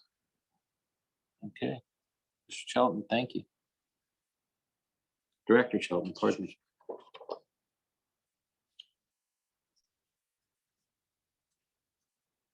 Okay, we are on to section 10, community events. And I believe this is, who'll be presenting here? I wanted to say, And we'll be back to Director Barnes, I believe, for this. yes, I was going to say, is this Director Barnes? And Director Barnes for the following section as well, I believe. Okay. I don't have her up on the screen, but I'm wondering if she's like rubbing her hands with glee. Maybe my favorite part of the budget, of course, community events. Director So- Barnes. Thank you. I'm happy to be talking today again about community events. Community events bring together diverse groups of residents, businesses, visitors, and employees and celebrate the town. These events make TRP the location of choice for residents, businesses, visitors, investors, and employees. They help to build a sense of community. They enhance our interactions with our residents, and they celebrate our diversity and inclusion. In 2023, we rebranded and reimagined the community walks to create the walk and talks, and those were well received.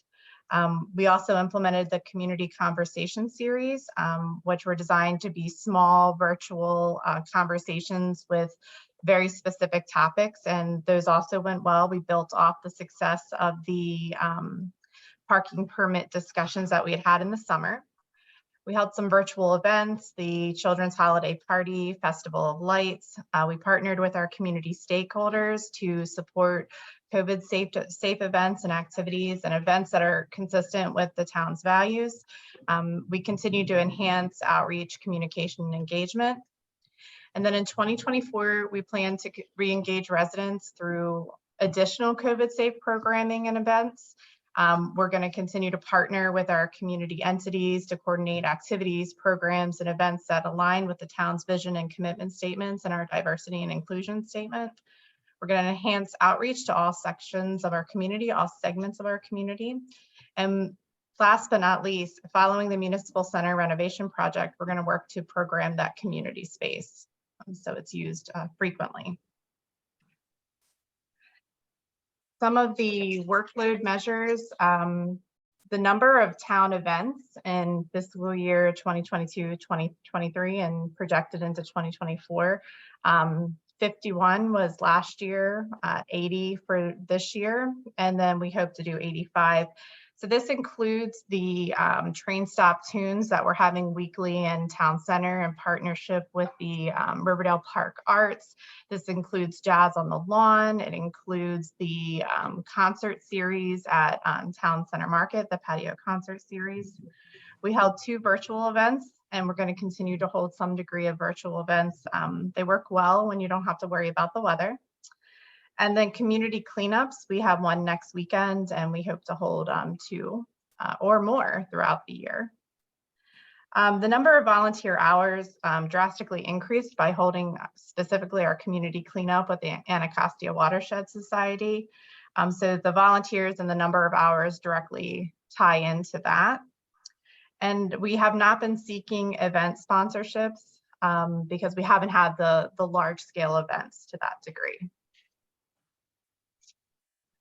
With regard to the budget overview, there's no specific staff for community events, and there are no significant changes for the coming fiscal year.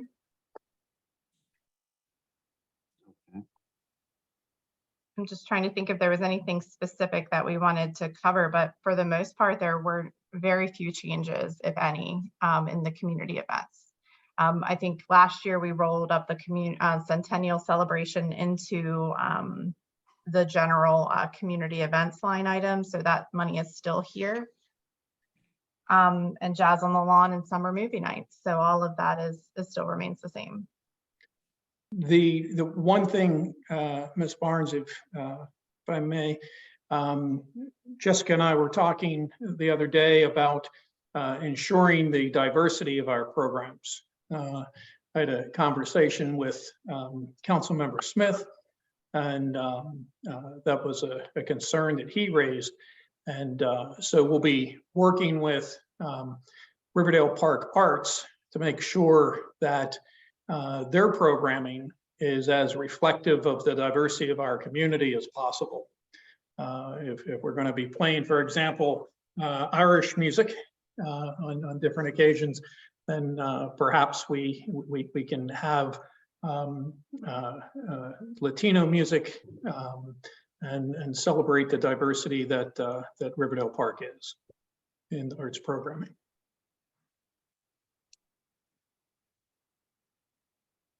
Thank you.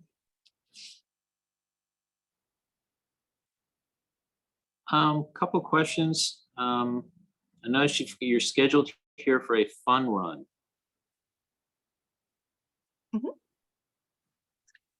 We have had that in the budget for several years. I actually had a call yesterday about the trolley trail day, and they asked if we were interested in doing a fun run for the trolley trail day. And I'm not quite sure that we'll be ready to coordinate a fun run on June the 10th, but we would hope to have something along the lines in the future. Okay. I believe that was added at the request of former council member Dixon, had suggested that the town sponsor a fun run. And I think Council Member Foe, if I recall correctly, was also a supporter of that. Is he gonna run? That's what I want. I refuse to run. That's always been a stated point. There's no running. I'll MC, I'll do whatever, but I shan't be running. Didn't Councilmember Lingua run in the fun run we had? No, it wasn't us. It was what Riverdale Park Station sponsored. It was their Mardi Gras 5K. So, and I was about to say, I know they're probably jonesing to get back to doing something like that, and they're probably waiting to hear from us. I didn't run in that either. We noticed. So, I mean, I was just going to say, you know, as possibly as a partner in doing that, that way it's kind of two birds with one stone. In terms of doing that, as has been brought up regarding, as has been regarding everything in the world since the time. Since coming out of the pandemic. And as far as, tell me which part of the budget here is part for Riverdale Park Arts? Is that going to be under holiday or which, for when we're making for Riverdale Park Arts concerts on the patio? Oh, that might be under, that might actually be under community grants. These Is two. that going to be under community come grants? together. Because I know you mentioned it when you were talking about this. That's why I was wondering. Yes, so I count it as an event, but some of the events come through community grants. So these Okay. budget centers kind of go hand in hand. Okay. So I think that that's where the concert series. Comes Okay. from. Okay. If that's over there, well, I would just say for that, and as well as for the Jazz on the Lawn, okay, which you've been talking about same amounts over the 3 years. You may want to augment those amounts because musicians do need to get paid. And their costs have gone up as well. What could you put that up to? You know, What is easily, the amount Jeff, currently there? I'm sorry, you- Councilmember. 8301 could easily go up to 2,000. Mr. Jones, can you please move the page to 8301? It's gonna be next page over. There you go. Yeah, And, musicians need to get paid. and you're recommending $2,000, sir? Yeah, I would And- easily say 2,000. I was gonna suggest, sir, if it pleases the council, we could take that up to 2,200 and we'll reduce the special project line in administrative services by a corresponding 1,000. Sure, do that. Mr. Jones, can you make sure you record that change? And then the other one it's gonna be is it's gonna come up in grants being for towards Riverdale Park, you know, if they're doing concert on the patio. Again, folks need something for their time.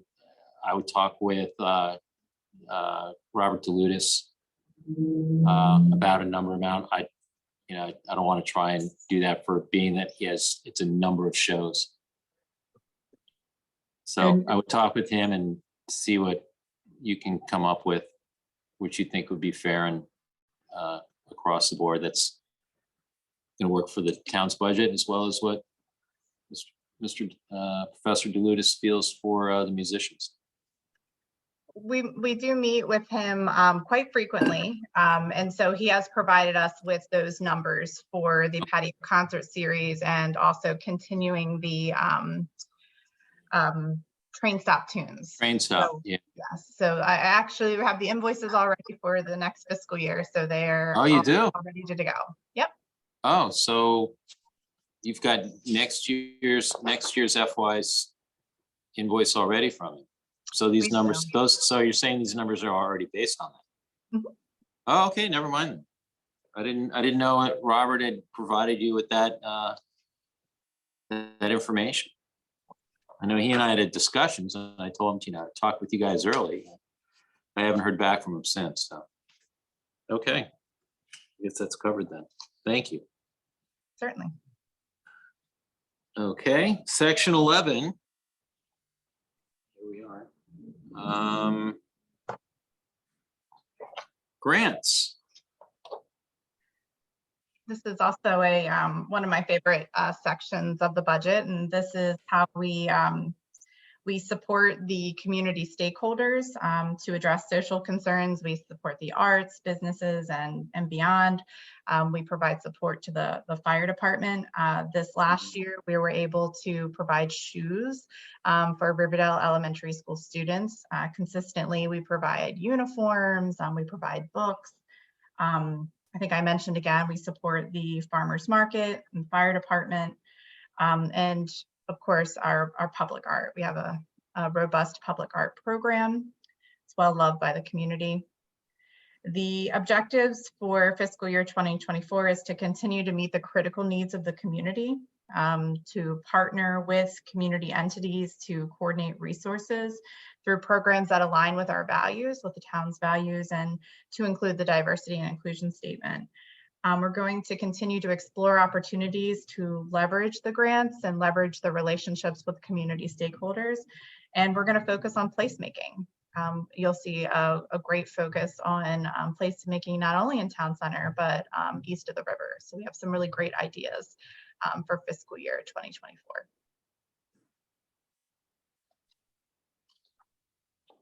Let's see, some press. So wait, I was just reviewing again estimates for this year on what was accomplished, and it's very nice. It's really impressive. Well done.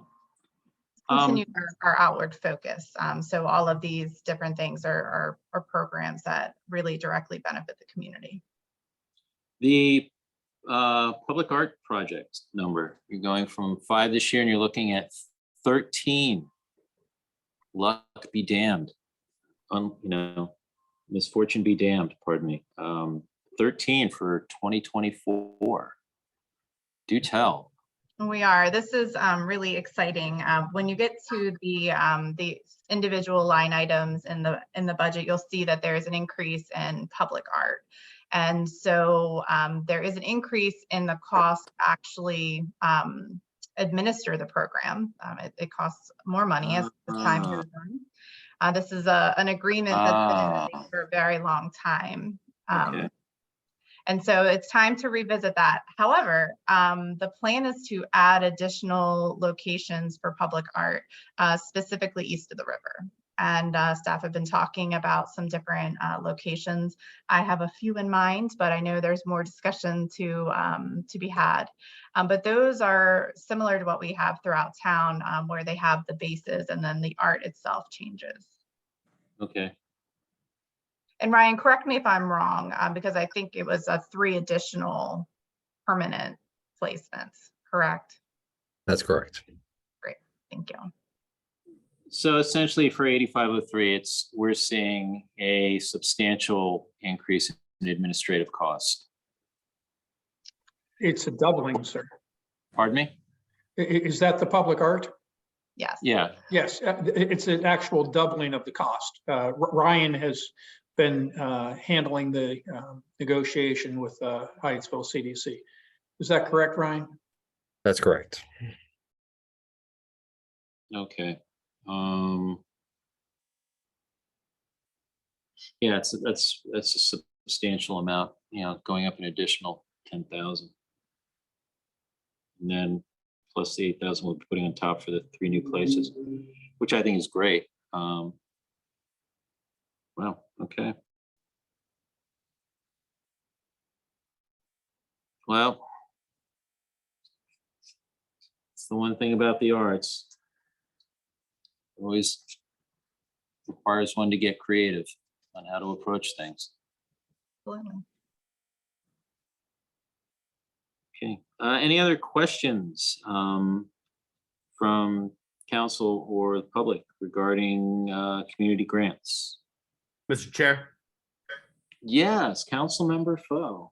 I believe that this is an area where every dollar we put in, it returns to us tremendously. I was at the farmers market on Thursday evening. I ran into you, Mr. Chair, the mayor, and it is just such a vibrant scene. I believe we were sent an article, I think it was out of the Washingtonian, speaking about Manifest Bread, and it referenced being drawn to the farmers market in the area, with Riviera Tapas moving into the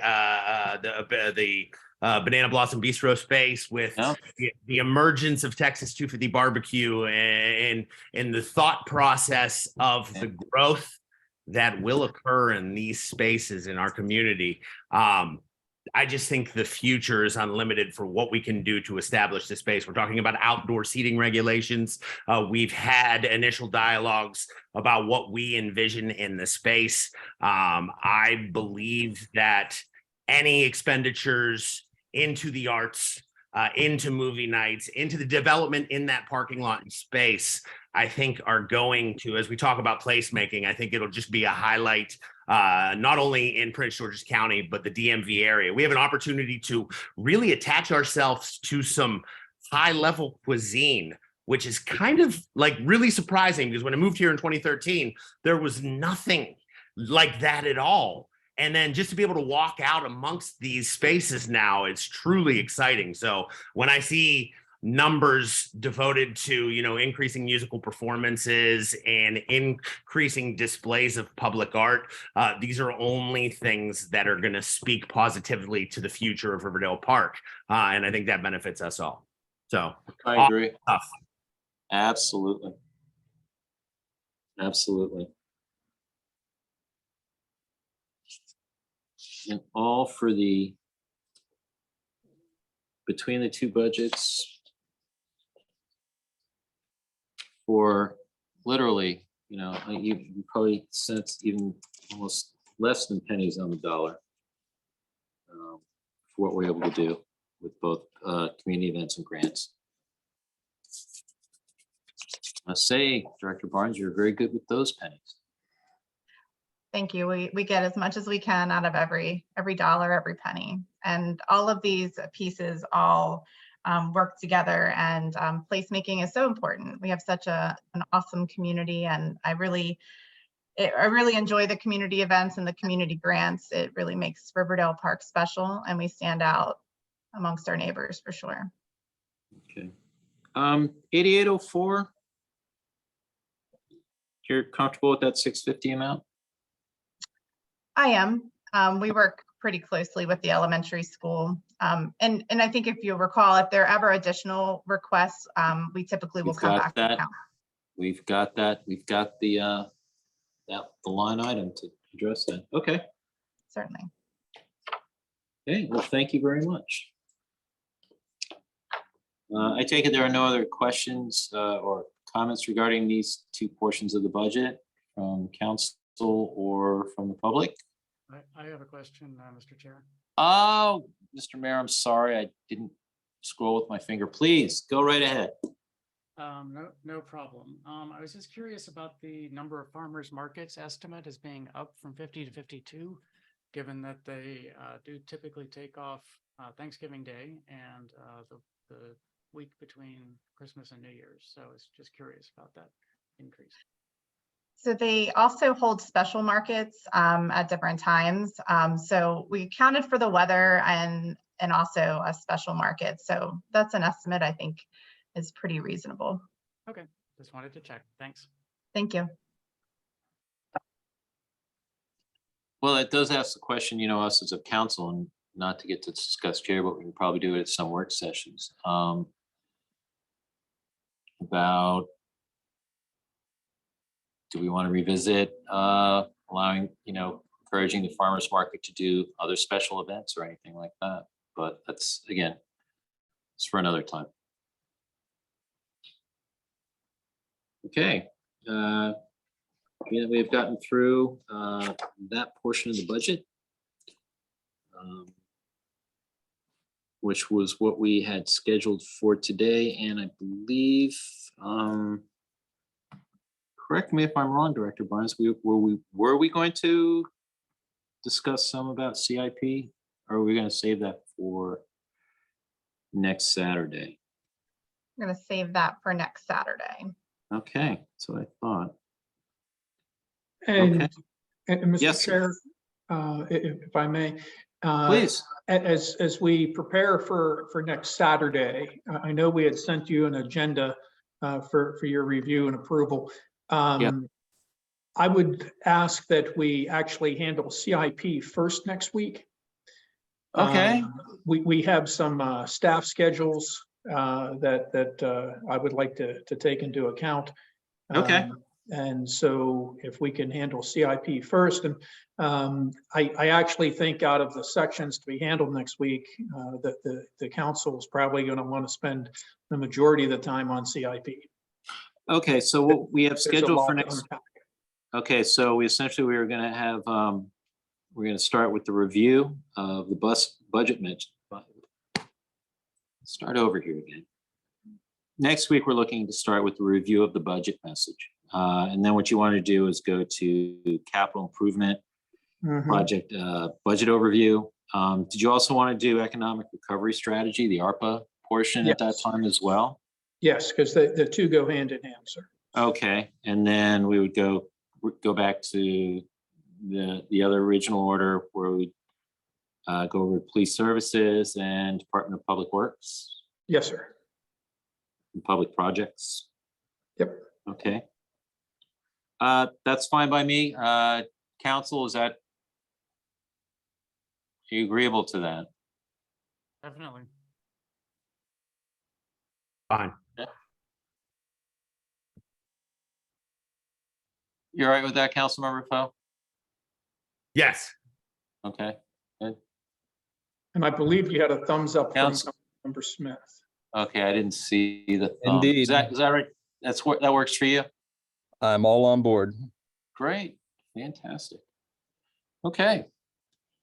Well, folks, at 2:06, we managed to conclude what we needed to get done today. Thank you all very much for your time today. Again, if anyone has any questions or anything else they would like from staff, council I'm addressing, or vice versa, if staff has anything of us they would like to ask, please do so during the week. And again, folks, let's make sure we're ready to go and talking about CIP. At the start of next week, based on what we're hearing in our out years, there's a lot of planning we need to be looking at doing now in order to position ourselves for those out years when we're looking at when our net revenue over expenditures is being projected to be considerably smaller. And that is definitely nothing to bark at, you know. So it's, you know, there's definitely a bone we need to chew now as opposed to later. So there's no point in burying it and thinking we can come back to it. So let's, Don't want to be barking up the wrong tree, you know? Exactly. This is a tree we gotta be barking up right now. So Woof, you know?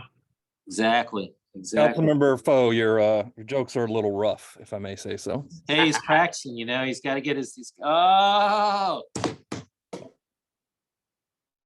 Councilmember Smith with the capper. Okay. Right. Not to beat a dead horse. Anyway. So yeah, because it's really looking at our CIP now, because a lot of what we're doing with our CIPs now is going to be essentially addressing, allowing us what we're going to do in future CIPs. And I know there are a number of projects that have been brought to council that we need to consider and contend with how we would approach that.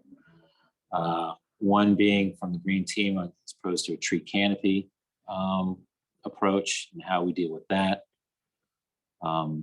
Granted, some of that's going to be part operating, but then again, some of that's going to be part of that's going to be CIP. And also, and this is just more off the top of the head, possibly looking toward grant funding or some type of intergovernmental sources. And with that, I'll leave it at that, folks. Enjoy your weekend. Thank you, sir. Everyone. Bye-bye. Thank you.